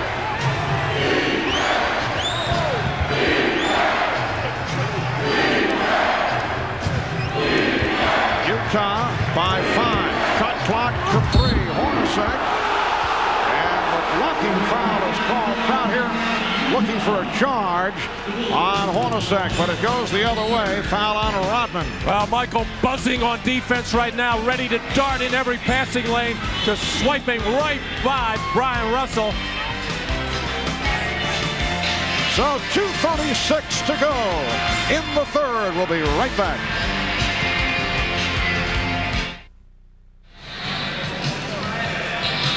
So 3 minutes ago, Scottie Pippen picked up his 4th foul. Phil Jackson has elected to keep him in the ball game the whole time, and the way the refs are calling it very close, that's a huge gamble for the Chicago Bulls because he's really playing well. They can't afford to lose him. Normally the man he's playing is Brian Russell, who's not a driver as such. Jeff Hornacek realizes it, takes advantage to get in, and the reason that was called a block on Dennis Rodman, too far underneath the basket and too much contact. Well, let's see how the Jazz play it now with Pippen remaining on the floor with the 4. Jeff Hornacek back of the line. He's 6 of 7 at the line. Utah is not an isolation type of team where they try to go at somebody to get fouls on, other than if it's Karl Malone, where they're going to pound the ball inside. But every once in a while, whoever gets the ball, as Jeff Hornacek did there, should take the opportunity to try to drive by Scottie Pippen. Brian Russell can get a foul on Scottie. Real key here in the third, though. Chicago has 8 offensive rebounds in the third quarter alone. You can't beat Chicago unless you take care of your defensive backboard. The Utah Jazz have had the lead most of the way. They've led by as many as 10. And right now they're up by 7. A poor shooting third quarter. Bulls 7 of 20 from the field, and Kukoc lost it. Here comes Isley. Isley all the way. He had the 2-on-1, but elected to take the shot. Poor spacing. 2-on-1, one defender back at the ball on the side and spread the court. Just under 2 minutes remaining in the third. Pippen facing the double. Shot clock at 5.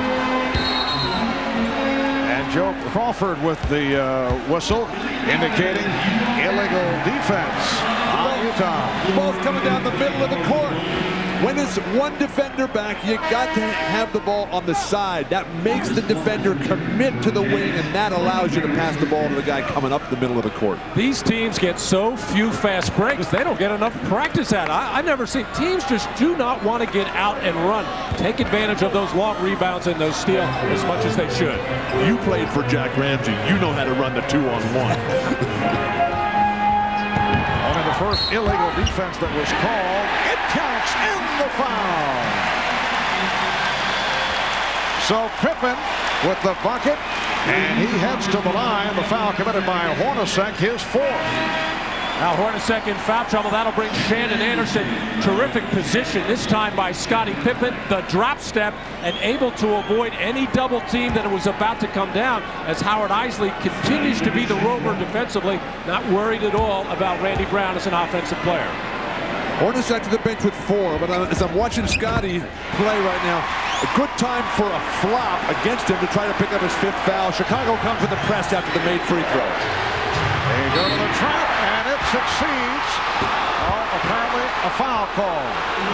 Looked like they came up with a steal, but Randy Brown reaching in, and it led to the whistle. Both teams have been over the limit for some time here in the third quarter. The Jazz, in fact, have hit on their last 11 free throws after a poor start at the line. That by virtue of the problems that Karl Malone was having at the line at the start. So Shannon Anderson, the rookie out of Georgia, will shoot a pair. He's 3 of 4 at the foul line.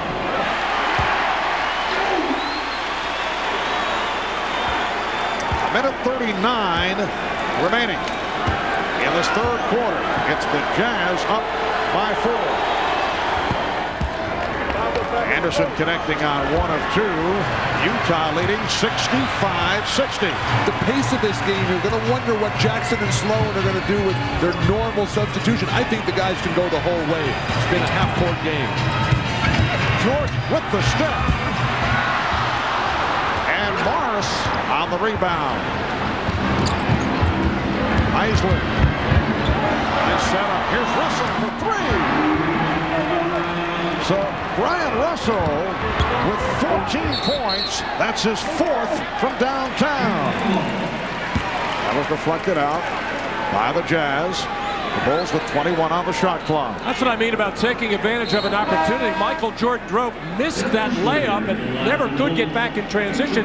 Howard Isley took good advantage of it, breaking the defense down, getting into the lane, and finding the open man in the left corner. Judd Bushler has checked back in. What a ball game for Brian Russell. 4 of 6 from three-point land. And a reach-in foul. It's on Chris Morris, his 2nd. It's so tough. Virtually, it's impossible to guard Jordan, Matt. you've seen most of his games. Which way would you send Jordan, right or left? Well, it's so different. When the open floor, you try to make him go left. He's less effective. When he has the ball out on the wing, however, you can't give him baseline. He's too quick. He beats the defense to the basket. You have to force him to the middle and get help from that next defender. And there is Scottie Pippen. Right now, Scottie sitting down, replaced by Jud Bushler. Sitting down with the 4 fouls. Utah up 68-61. Just under 1 minute remaining in the third quarter. It's been a big bounce-back performance by the Jazz after the loss at home. Oh, what a shot by Isley. Randy Brown played him perfectly. Isley, outstanding player. A free agent like a lot of these Utah Jazz are. Utah by 9. Smar's got a piece of it. Jordan way off after the fake. Bushler has to fire it. And hits. That could be a huge shot. Since Jordan did not make contact with the rim, the 24-second clock was down to 1. And Bushler hit the 3. The Jazz now leading 70-64. We come up on 10 seconds left in the third quarter. Isley kept alive by Morris. That's the end of the third quarter.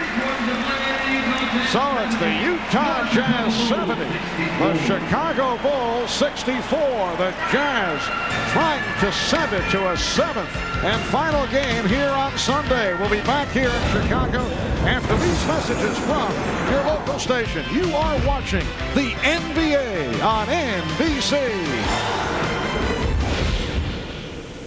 The telecast of the National Basketball Association may not be retransmitted, reproduced, or rebroadcast without the express written consent of the NBA. Well, back in Salt Lake City, Utah at the Delta Center, better than 2,000 showing up to watch what is taking place here in Chicago. They're checking it all out on the big screen in Salt Lake City. And here at the United Center, better than 24,000 on hand. They are hoping to see the Chicago Bulls make it a 5th NBA title the last 7 years. Utah seeking to tie the series to send it to a 7th game on Sunday for the Utah Jazz. Their first ever NBA Finals appearance. Illegal defense has been called for the 2nd time on Chicago. John Stockton heads to the line as this 4th quarter gets underway. Let's check in with Ahmad Rashad. Ahmad? All right, thanks, Marv. Phil Jackson during that last time out trying to pump his team up, telling them that they had no momentum. They had to really turn the intensity on for this last 4th quarter. Let's go down to Jim Gray. All right, thanks, Ahmad. I asked the coaching staff during the last timeout, in practice or on the plane, did they talk about that big 16-point lead they gave up in the first half of Game 5? Coaching staff said, no, Jerry didn't want to talk about it. We don't play in reverse. We don't revisit things that are bad and try and replay them in our minds.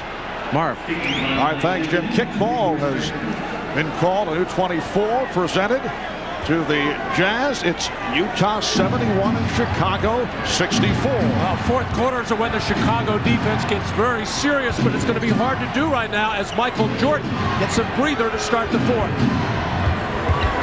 Stockton being played by Kerr. Here's Malone over to set the pick. Stockton. Crowd looking for a traveling violation, but no question about the foul called on Steve Kerr. You look at the big 4 tonight. Jordan huge as always. Scottie very good, but plagued by the foul trouble. Karl Malone working his way into it, and John Stockton now on the line just suckered Steve Kerr. Stockton has owned Steve Kerr in this series. And for John Stockton, that's 2 of 2 at the line.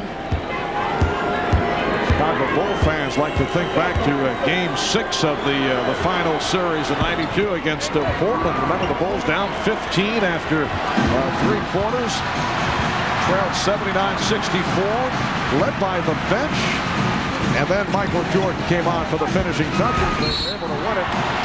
Pippen is fouled by Morris. So Scottie Pippen is back on the floor here at the start of the 4th quarter, playing with the 4 fouls as Michael Jordan continues to rest up.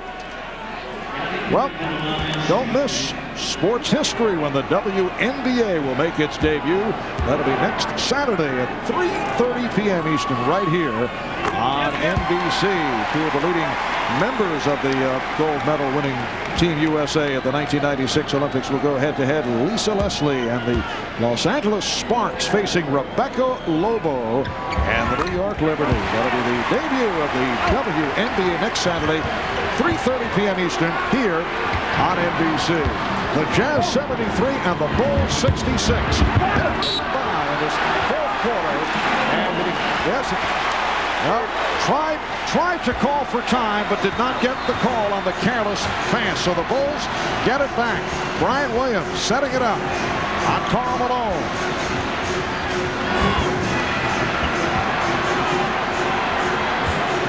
Here's Kerr on a quick release. Steve Kerr with a two-pointer. It's down to 5.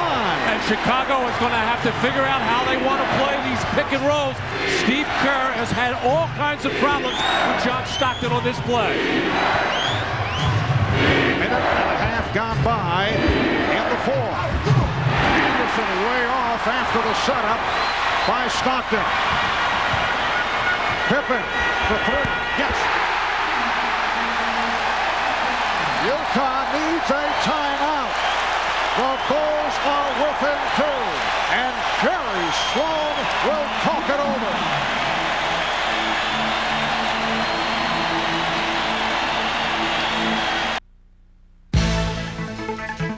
Miller Genuine Draft presents a classic moment of the NBA at 50. Well, tonight a look at Game 6 success for the Bulls, starting with the 92 finals against Portland, as we just discussed. The Bulls overcoming a 15-point fourth-quarter deficit to win their second straight title. The next year, it was John Paxson's game winner in the final seconds, giving the Bulls a three-peat. And last year against Seattle, the Bulls wrapped up their 4th title in 6 years with a Game 6 victory in front of the hometown folks here in Chicago. In recognition of these classic moments, the Miller Brewing Company will donate $1,000 to the Thurgood Marshall Scholarship Fund. Well, the pick and roll is going to be the key play for Utah. And what Chicago has had success with in fourth quarters is having Scottie Pippen run at Stockton to get the ball out of his hands. And here he comes again. The Jazz lead is down to 2. They've led by as many as 10. 2 minutes gone by in the fourth. Malone met by the double. Shot clock at 5. Stockton. You saw Kerr try to draw that foul. The tip was missed and then rebounded by Williams. Karl wanted to travel. Here comes Kukoc. Kerr. Bushler. Williams. Played by Malone. Ryan Williams. Stripped by Malone. Kukoc retrieves. Shot clock at 3. Williams. Back for Kukoc. And rebounded by Anderson. That's a typical.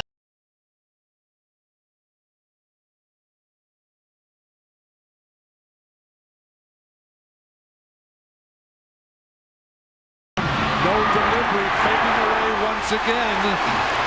There's nobody guarding him. Get to the hoop, please.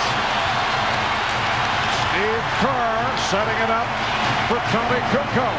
Here's the screen by Williams. Kerr for 3. Yes!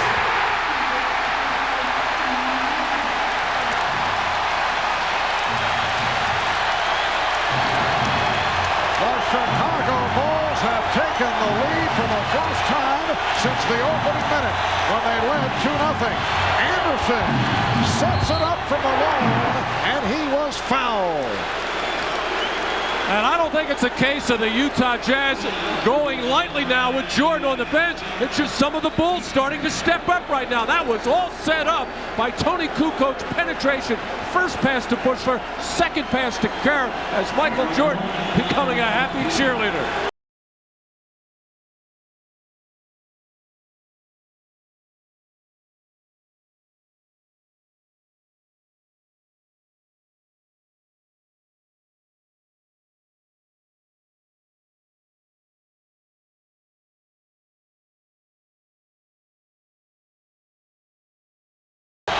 of his last 5 at the line.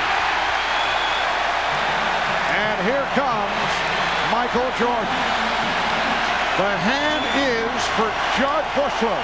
The great play that he made at the end of the third quarter, and the extra pass was why he's getting this kind of reaction.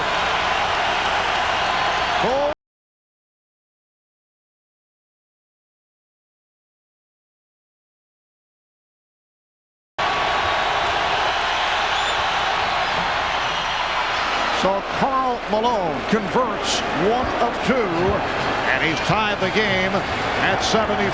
8.5 minutes remaining in the fourth quarter. I don't think Kukoc could guard Hornacek down there deep. The other way around, excuse me. A curve for 3. And last touch by Williams. It will be Utah ball. The Bulls trailed by 9 in the opening minute of the fourth quarter. They began to pick it up late in the third. They trailed by as many as 10 in the first half. The game is tied at 74. Malone, yes, Karl Malone got the roll. So Malone has picked it up in the second half now has 19, and Utah leads by 2. Scottie Pippen gunshot and come down and double team Malone. He got hurt a couple of times in the first half and enables Malone to get in the lane. Oh, Jordan had the step and then was stripped. It will be Chicago ball. Karl Malone in the hoop. We've been chastising him for fading away. This time he rolls right in and gets the friendly bounce. Finally. Jordan, yes. And he's tied the game at 76. 31 points for Michael Jordan. I don't think you can let Michael Jordan. Oh, what a pass. Anderson blowing the stuff. He thought he was fouled. And Jerry Sloan livid. There was no call. Jordan being played now by Hornacek. Goes right at him. Beats him off the dribble. And then lost his balance. And the ball kicked out of bounds. The last touch by the Jazz. Well, what would have been so important about that last play as Scottie Pippen got caught peeking at Karl Malone, his man back cut, and he blocked the shot from behind. It would have been Scottie Pippen's 5th foul. Here comes Pippen on Shannon Anderson from behind. All ball.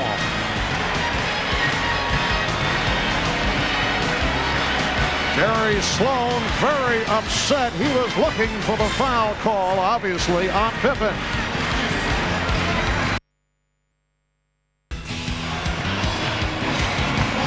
These aerial views of Chicago being brought to you by Goodyear. 7:05 remaining, fourth quarter. The game is tied at 76. A moment ago, there was some concern over at the Chicago bench. You see the drive by Michael Jordan and hit the floor, landed on his wrist.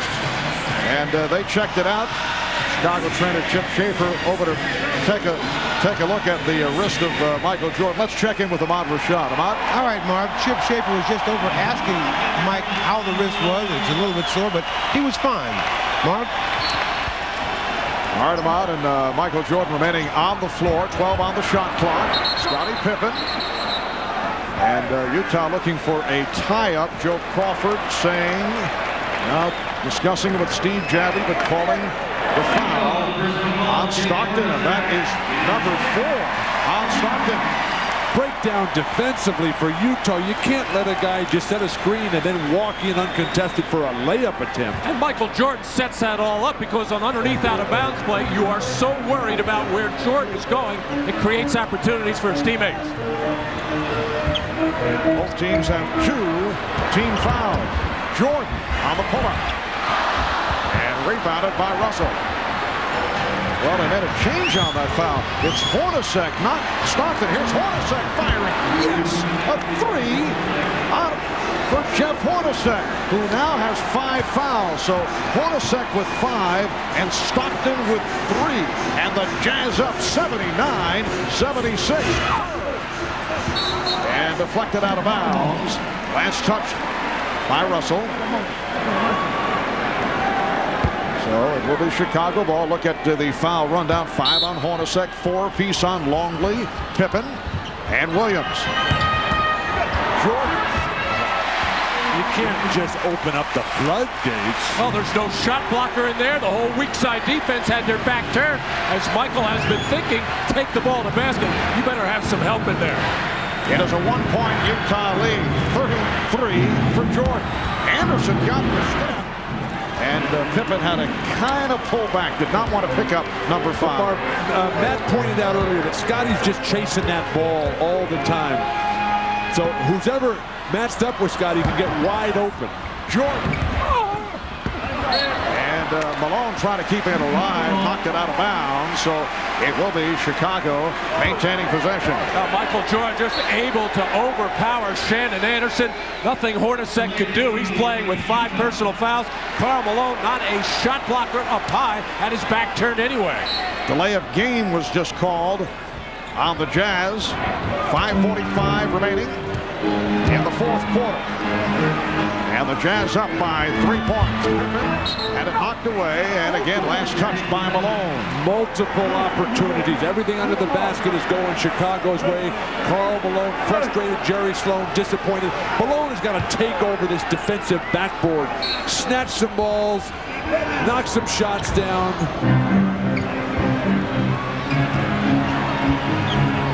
Kukoc, played by Hornacek, who has 5 fouls. Kukoc goes around Hornacek. Oh, that's what Tony Kukoc can do.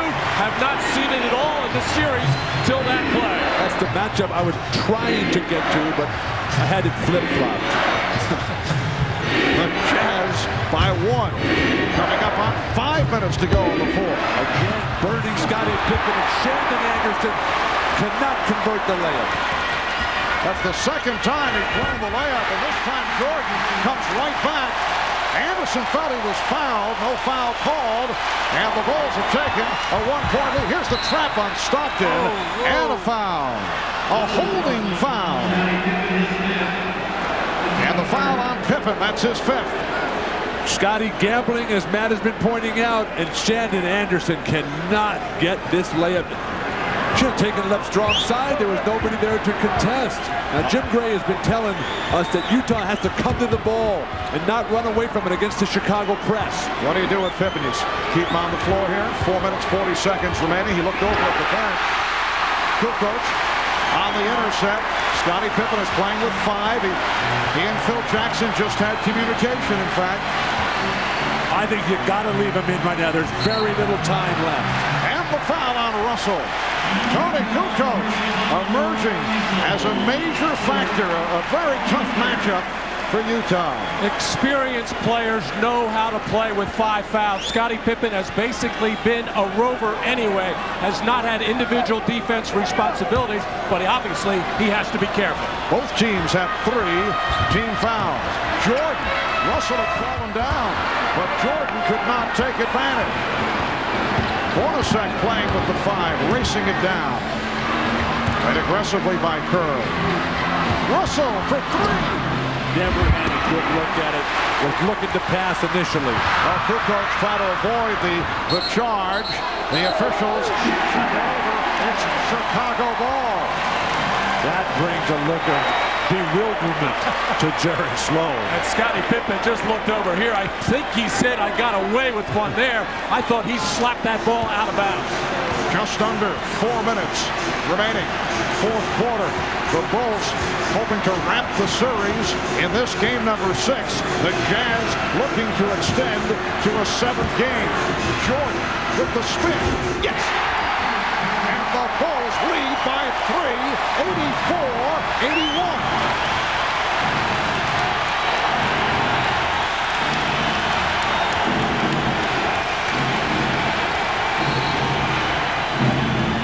A whistle, and it's Salvatore calling the foul. Let's see. May have been Rodman. A moment ago, Scottie Pippen slapping that ball at half court. They did not call a foul, and then Jordan comes right back and drills that baseline jumper, unguardable. And it was Rodman on the personal. That is his 4th. And the 4th team foul on Chicago. Utah has 3. Malone over Rodman. Yes. So Karl Malone with a big bucket as we come up on 3 minutes remaining in the fourth quarter. The Bulls lead by 1. Well, Karl is battling much harder for that low post position in this game than in last, and Rodman can't handle him inside. But Karl can't get the defensive rebound. However, Joe Crawford with the call against Utah. As Michael Jordan was sent to the floor by Karl Malone. That's 3 on Malone. Timeout taken with 2:55 to go in the fourth. Well, no surprises here. Michael Jordan has been the man in the fourth quarter. So far in this one, 8 points as he drives by Shannon Anderson. Pulls up too quickly over Hornacek, and then a turn-away jump shot over Brian Russell as Michael Jordan wants that ball in his hands. And it has been all the fourth quarters where Michael Jordan has done the most damage, averaging just under 11 in that fourth quarter. And Michael Jordan with 37 points on 14 of 32 shooting. Scottie Pippen with 23. Let's check in with Jim Gray.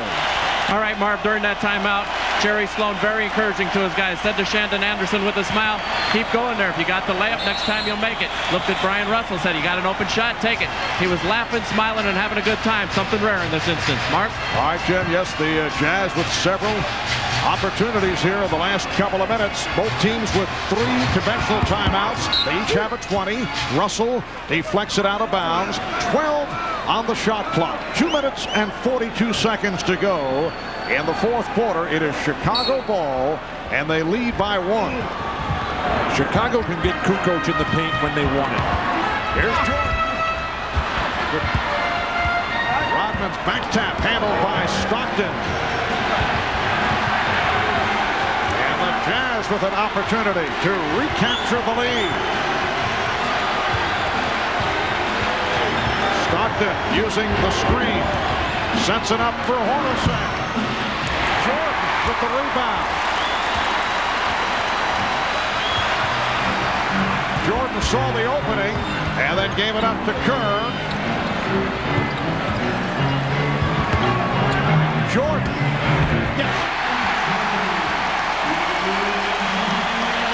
The Bulls 86 and the Jazz 83. How you respond to pressure, that's going to determine this game. It's been Jordan huge so far. Now it's Karl Malone's time to battle the MVP. Well, Hornacek had to save that pass from Malone. It's Russell for 3. An enormous shot by Brian Russell. He's 5 of 8 from downtown. He's tied the game at 86. Terrific job by Jeff Hornacek just to get rid of the ball, get it out to Shannon Anderson, who doesn't want to shoot it, but got it to somebody who will. A minute and a half left in the fourth. Pippen. Scottie Pippen on the follow, and the tip missed by Rodman. Gathered in by Stockton. Stockton checking with Jerry Sloan at the bench. 1:15 remaining. The Jazz desperately trying to stay alive to send it to a 7th and deciding game. Oh, not able to hit. We come up on 1 minute remaining in the fourth quarter. The game is tied at 86. Jordan with the step. Jordan not able to hit. He thought he was fouled. And it's Utah ball with 45 seconds to go in the fourth. And finally a defensive rebound for Karl Malone. The shot clock's in their favor if they play it smart. 10 on the 24. Stockton getting the screen. Stockton with the pass, finding Anderson again, missed on a reverse. And a timeout is called by Chicago. Jerry Sloan showing unbelievable confidence in the rookie Shannon Anderson, doing a good job defensively, having a nightmare at the offensive end. Shannon Anderson having all kinds of trouble around the basket, going up for the shot. And keep an eye on Scottie Pippen. He is going to touch the rim right there before that shot is even. actually grabbed it. Jerry Sloan all over the officials wanting a goaltend there. Steve Javie just came over and explained, saying the official said that ball had no chance to go in, wasn't involved in the shot, no goaltend. And Scotty hit the rim and then just put his hand on it. He didn't hang on it. The ball had no chance to go in, and the grab didn't affect the shot. Let's check in with Ahmad over at the Chicago bench. All right, Marv, no surprise. During that timeout, Michael Jordan kept saying over and over, give it to me, give it to me. So he will be isolated. Let's go down to Jim Gray. All right, Ahmad. Well, Jerry Sloan was saying, don't run away from Michael. Stay with him this time. Whatever you do, stay with him. If you're picked off him, get right back to him. Marv? All right, Jim, 25 seconds in regulation. Game tied at 86. 4-second differential between the 24-second clock and the game clock. It is Michael Jordan time. Scottie Pippen looking for Michael Jordan. Checks the clock. 5 on the 24. Here's Jordan. Did not have the shot. Kerr does. Steve Kerr. 5 seconds remaining in the fourth quarter. The Jazz take a timeout.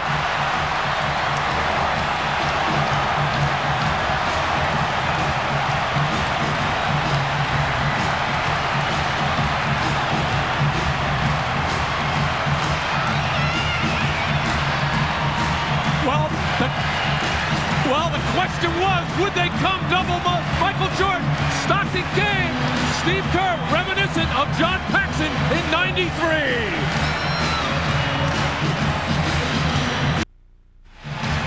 Well, Steve Kerr with 7 of his 9 points in the fourth quarter. You'll recall he missed a very important shot in Game 4 that led to the Chicago loss to Utah. Remember the statement from Charles Barkley about a month ago? If he had a game on the line, one shot to take, the man to take it, according to Barkley, would be Steve Kerr. Well, he wanted it, and he told Michael Jordan in that huddle, as the barbershop told us, if my man leads to double Stockton, I am stepping right into that shot. And Steve let it go with confidence. Now the question is, how will the Jazz play it? You look for the best possible shot. You look for the 3. You look for the 2. On the move. Go with either Stockton, preferably on the move to set up Brian Russell or Shandon Anderson. Well, Russell will inbound. He's been the hot man from 3-point range. And they took the delay of game. They wanted to get a look at what Utah was about to do. 5 seconds remaining in regulation. The inbound. Pippen lowers it to Kukoc. And the Chicago Bulls have won their 5th championship in the land.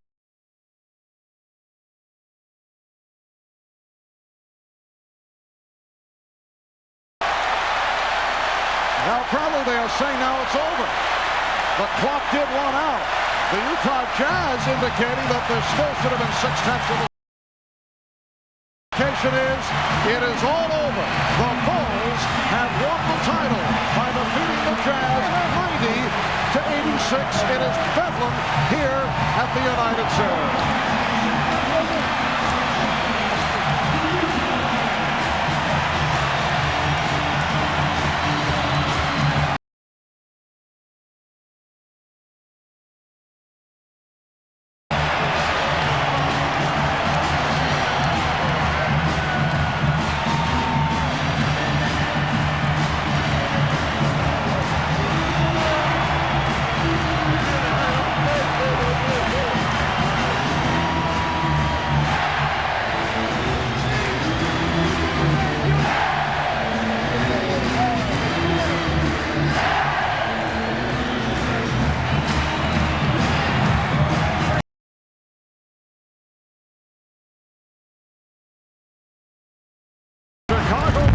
Second straight championship, 5 in 7 years for the Utah Jazz.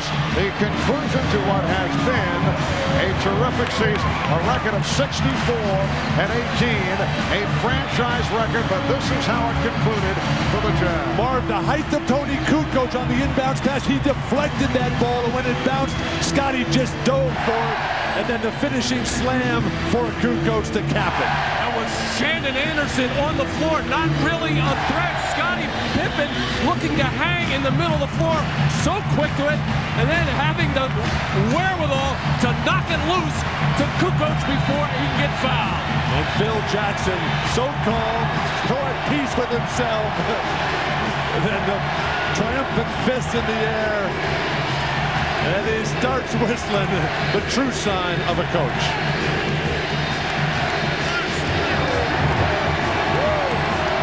And the chant of MVP here in Chicago, that directed to Michael Jordan, who finished as the runner-up in the regular season to Karl Malone. The celebration continues here at the United Center in Chicago.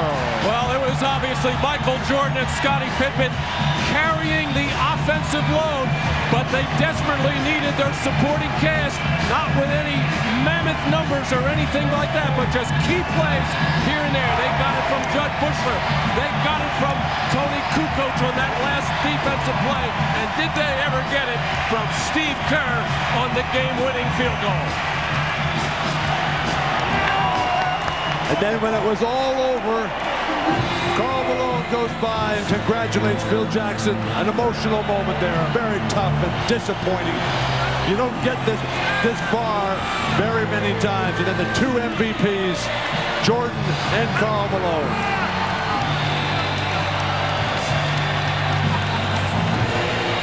And the man who hit the game winner, Steve Kerr, out of the University of Arizona in his 9th NBA season, had not been shooting well throughout the series. We mentioned the critical shot he missed from deep in the corner in game number 4. But he hit the big one here this evening. Well, it was 2 games ago that Phil Jackson challenged Steve Kerr to get much tougher and more physical defensively against John Stockton, telling him that he was going to stay with him if he gave it to him at the defensive end. In game 5, Steve Kerr got tangled up with Stockton on a couple of occasions. In fact, getting it technical, but that big field goal by Steve Kerr has to make him feel very, very good. Well, this capacity crowd remaining. We have lots more to come. We'll be talking to some of the key members from both teams. We'll have the presentation of the championship trophy by NBA Commissioner David Stern and the announcement and presentation of the NBA Finals MVP trophy. We'll be back in Chicago after this from your local station. Miller Lite congratulates the NBA champion Chicago Bulls. After over 100 games this season, for a 5th time, it's Miller time. Welcome back to the United Center in Chicago. The Bulls have defeated the Jazz 90-86 to take the NBA Finals in 6 to make it 5 championships the past 7 seasons. For the trophy presentation, let's join with Ray Clay on the public address.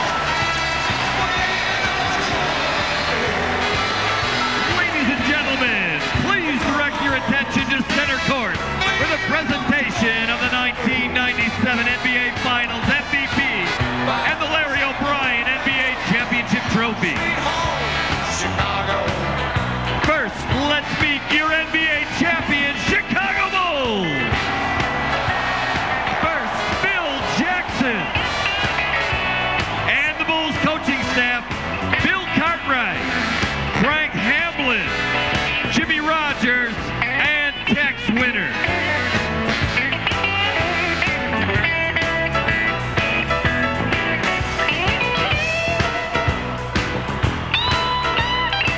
Double zero, ladies and gentlemen, Robert Parrish. Number 1, Randy Brown. Number 7, Tony Kukoc. Number 18, Brian Williams. Number 25, Steve Kerr. Number 30, Judd Bushler. Number 35, Jason Caffey. Number 34, Bill Wennington.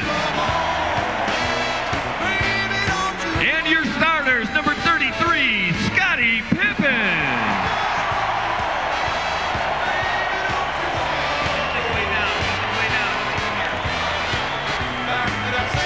Number 91, Dennis Rodman. Number 13, Luke Longley. Number 9, Ron Harper. And number 23, Michael Jordan.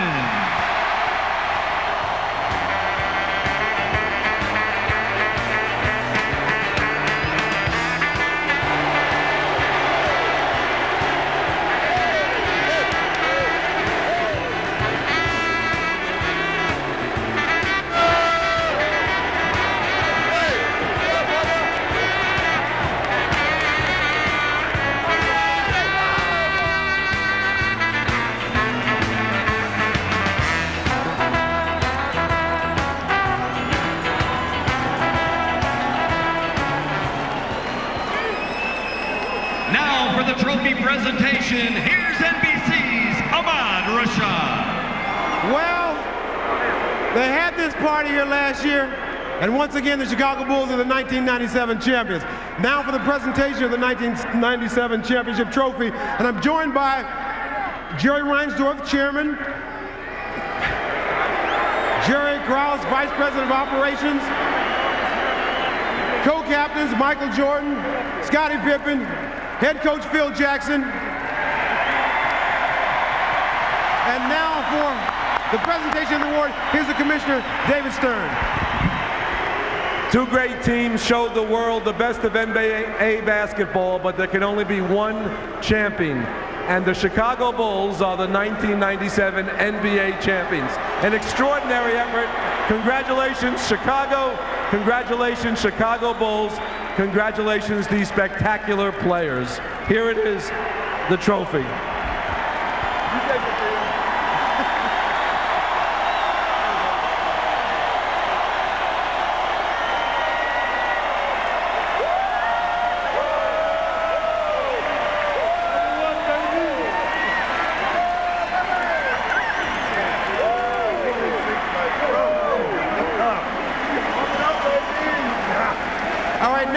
To present the most valuable player award for 1997 finals. Once again, here's the commissioner. Who could it be? 5 finals, 5 championships, 5 MVPs. He showed us he's the best basketball player in the world. He's got the most courage we've ever seen. Congratulations, Michael Jordan, 1997 Finals MVP.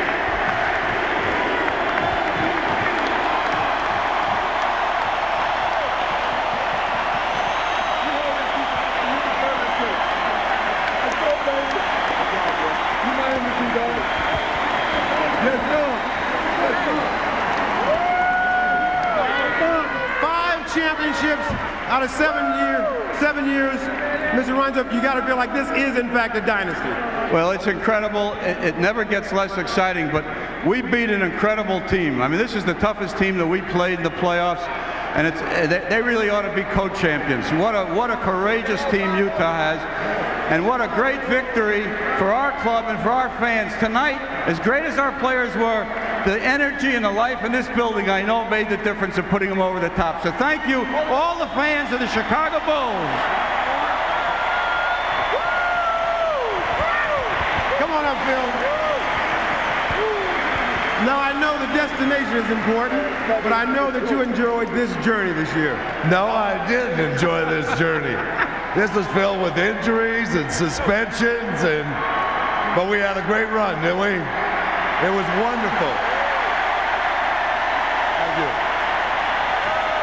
I want to take my hat off. Let me put it on. I want to take my hat off to the 2 leaders on this team, Scottie and Michael, who did a wonderful job.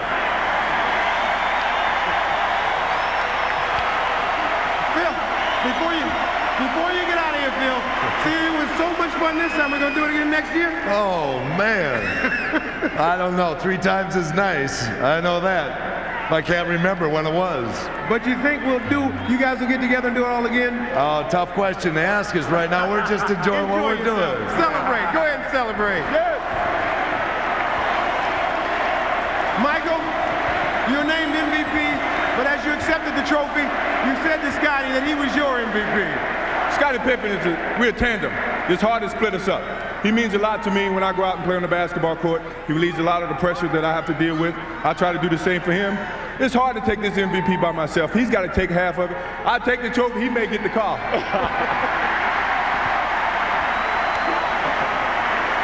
Scotty, the first one had to be real sweet. What about the fifth one? This one is great. It was a lot tougher for us, a very difficult task to beat the Utah Jazz. We take our hats off to them. They gave us a hell of a series, but we stepped up as champions should do, and we brought it back home for number 5. Yes, sir! Jerry Krause, it's got to be a proud moment for you. Proudest moment I've had in a long time, and you're the greatest fans in the world, and that's what this is all about. Thank all of you. All right, congratulations, Jerry. All right, let's throw it out to Jim Gray. All right, thank you very much, Ahmad. I'm here with Steve Kerr and his son. Steve, that big shot. Michael was double teamed. You ended up with the ball. Tell us about it. Well, Michael told me during the timeout to be ready. He said, Stockton's going to come and double me. You be ready. I said, I'll make one for you. How many times have you watched that tape of John Paxson in the championship against Phoenix, and was that the same feeling? I'll tell you what, it's been pretty tough to live up to John Paxson and what he did. And I'm just glad I finally made one of those big shots. The feeling on the bench, everybody knew the ball was going to Michael, and then you ended up with it. Were you surprised? Ahmad Rashad said that you told Michael coming out of the huddle, I'm going to be open because they're going to double team you guys. Well, Stockton's been leaving me all series, and I haven't made shots, and it's about time I made one. All right, Steve, congratulations. Thanks. Let's send it back now to Marv Albert. All right, thank you, Jim. Friday the 13th, certainly a lucky day, a very fortunate day for the Chicago Bulls. They're able to follow up on the record-breaking season of a year ago as they go 69-13 and move on to a 5th NBA title. Much more to come from Chicago, including a talk with Karl Malone. The Bulls have won in 6. We'll be back.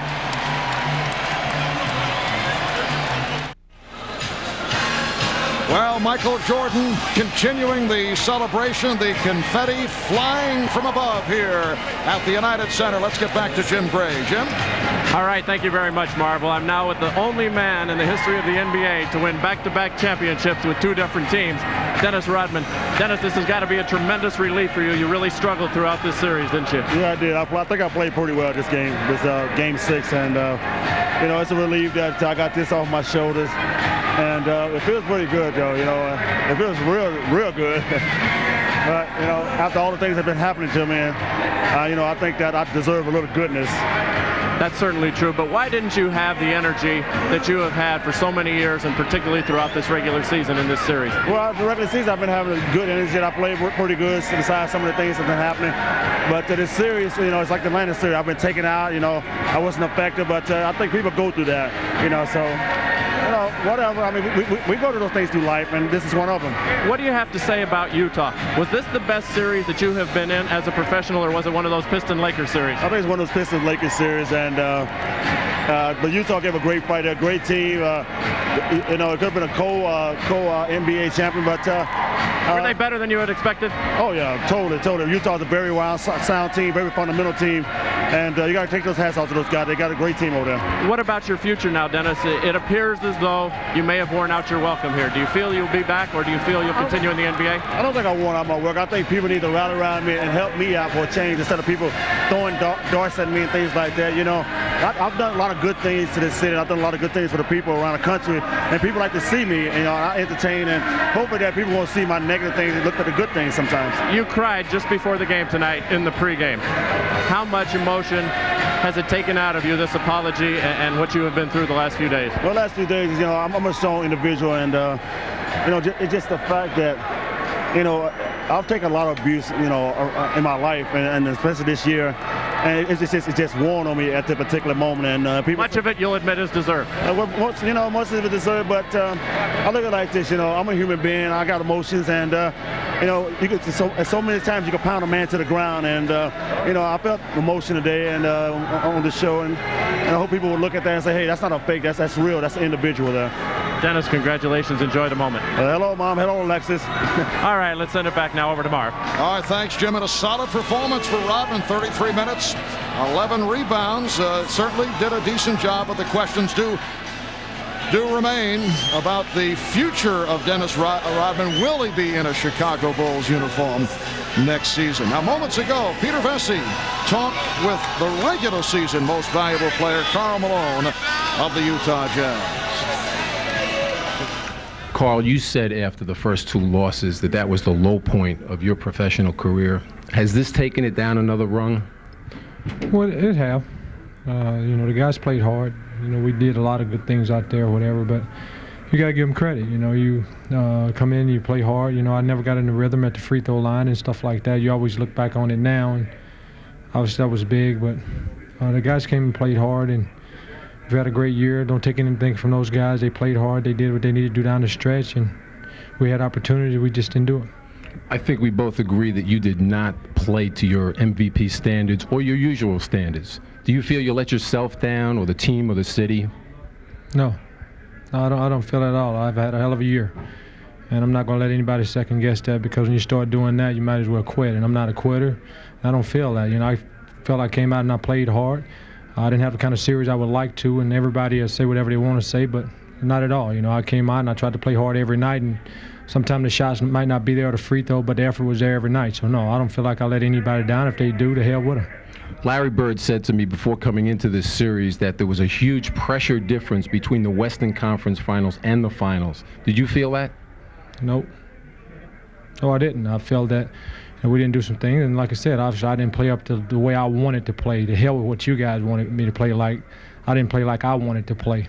And I didn't feel any different pressures at all. I just never got into the rhythm that I wanted to get in. And if I was letting anybody down, I don't feel like that. I just feel like I didn't have the kind of series I wanted. Thank you, Karl. Back to the floor now. All right, Peter Vesey in a conversation with Karl Malone. Our NBA Finals coverage continuing here from Chicago. We have much more to come. The Chicago Bulls have defeated the Utah Jazz in 6. We'll be talking with Utah coach Jerry Sloan when we return. Well, for the 5th time in his career, Michael Jordan, and you can see the confetti all over Michael enjoying the championship trophy. In NBA history, only 2 franchises, the Boston Celtics and the Lakers of Minneapolis and LA, have won more championships than the Chicago Bulls, but the Celtics were defeated 3 times in their 19 finals appearances. Lakers won 11 titles, but they lost 13 different years in the finals. The Bulls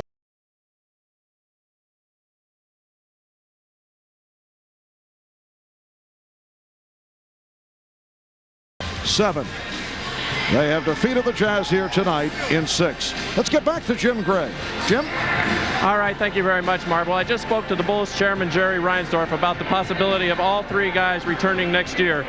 Rodman, Jordan, and Phil Jackson. He said he wants to simply enjoy this evening, not answer those questions, not get into a discussion about next year. However, he has indicated and has been quoted within the last week as saying he definitely wants Michael Jordan back, and he is leaning toward not breaking up this team, which would indicate that he would like to also have Phil Jackson back. He would like to do Michael Jordan first. However, he knows Jordan's desire and wishes is to have Jackson done first. So he said these proceedings could take anywhere from 3 to 4 weeks, but he is leaning toward, as he has been quoted as saying, keeping this team intact. Dennis Rodman's question is still up in the air. Marv? All right, thank you, Jim. And as we promised moments ago, Pete Vesey had a conversation with the head coach of the Utah Jazz, Jerry Sloan. Let's go to Peter and Jerry. Jerry, at the end of game 1, you elected not to double-team Michael Jordan, and you paid the price. Today, you double-teamed him, and you paid the price. What made you change your mind? Well, we just felt like we had a quicker lineup on the floor, and that's why we went with it. We thought we might be able to rotate and try to get to him as we came down the stretch, and it didn't work. You've always had a grip on reality. Can you put it in perspective what it means to finish 2nd out of 29 teams? Well, you still lost. That's the bottom line, but Chicago's a terrific team. They make it very difficult for you to get anything from an offensive standpoint, and I thought our guys played hard, and they're just so difficult, long and big, and rangy. But I'm proud of the fact that our guys played as hard as they could. We made some mistakes that always hurt you, but missed a couple of shots. But that's what it's all about. You just keep coming back and try it again. Despite the loss, can you still look at this as one of the highlights of your career, if not the highlight? Well, it's been fun, but to a certain extent. But you don't have a chance to really look and see what's happened, other than the fact that you got to play every day. It ends up being a little bit like the regular season, only there's a lot more intensity involved, and there's not a lot of time to really sit and enjoy anything. Thanks, Jerry. Now we'll go back to the floor. All right, Peter, and it was a magnificent season for the Utah Jazz. They win a franchise record 64 games, but beaten here in the finals in 6 by the Chicago Bulls as you watch those final victorious moments once again. Let's get upstairs for the Showtime crew at Hannah Storm. Hannah?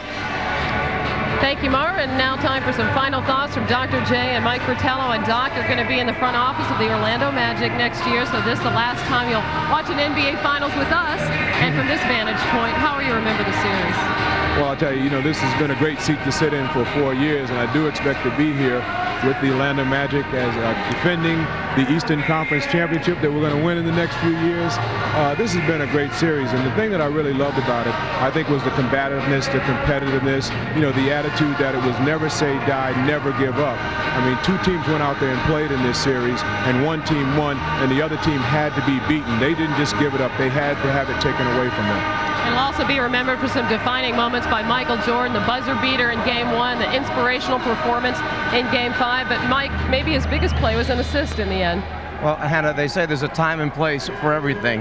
And put in the same position as he was at the end of Game 1, score tied, ball in his hand with the clock running down, the league's leading scorer showed his true unselfishness and trust in his teammates by drawing the double team and making the correct pass. Let's take a look how the last play unfolded, the winning play for the Chicago Bulls. Utah knew immediately when Michael had the ball and the clock down that they had to make a decision to play him straight up as they did in past games or go double team him. Well, John Stockton made that decision quickly. Stockton comes over and double teams the basketball. It leaves Jeff Hornacek with 2 people, whether to play Kukoc or Kerr.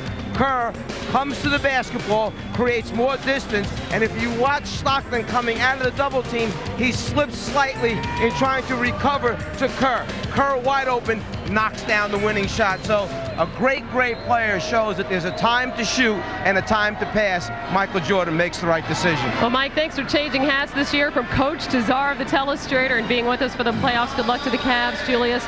We will miss you terribly, but good luck with the Orlando Magic. And in the end, 5 NBA championships for the Bulls, 5 finals MVPs for Michael Jordan. He signaled 6 to the crowd here.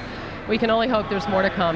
That's it for us now. One last time to the guys who called the finals, Marv Albert, Matt Kukas, and Bill Walton. All right, thank you, Hannah. Final word from Bill and Matt. First, from the Utah Jazz point of view, what are your thoughts about the future of the Jazz? I think the Jazz, Marv, will be together for a very, very long time. Just thinking back to Karl Malone, though, and he talked all season long about watching the Bulls celebration, and particularly Michael Jordan, and that was his celebration his inspiration from last year to get here. Now he saw it firsthand, but down the stretch, the Jazz just could not convert it all. Then Karl Malone's missed free throws throughout the game. Shandon Anderson's missed layup. Isley missed a layup. But in the end, it came all down to the rebounds. Utah, like Seattle last year, they could not control the boards. The Chicago Bulls out-rebounded them by 10 on the offensive glass, and unless you can rebound, unless you can get that ball for more possessions, you just have no chance of beating a great offensive player like Michael Jordan. And for the Chicago Bulls, and it may sound strange to say, Matt, kind of an uneven season. They win 69. Of course, so tough to compare when you look at what took place a year ago.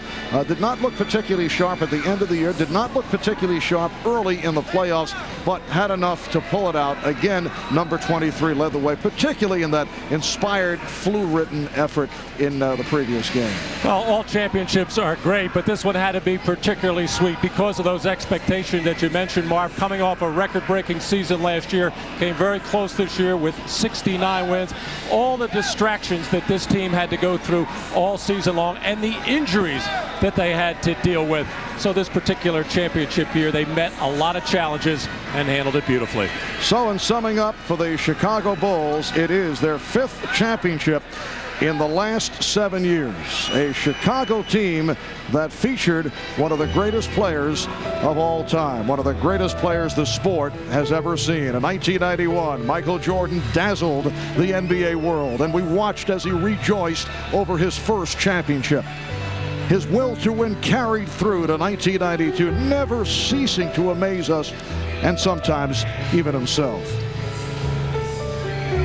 And while the odds of a three-peat were against them, pride and determination won out. And in 1993, Michael left the game with 3 titles. In his absence, this was the only banner the Bulls were able to add to their rafters. Last year, he helped put the final touches on the most remarkable basketball season that a team has ever had. And now 1 year later, the world has again marveled at number 23. Michael Jordan is a superstar in the true sense. Again a champion, and from what we've heard here tonight from the post-game conversation, it sounds like we have not seen the last of Michael Jordan.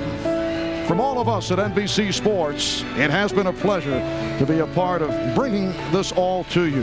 A 1997 season that has concluded with a dynamic NBA Final Series. We thank you so much for joining us throughout, and thanks so much to all the men and women who helped to make it come alive. We say goodnight from the United Center in Chicago.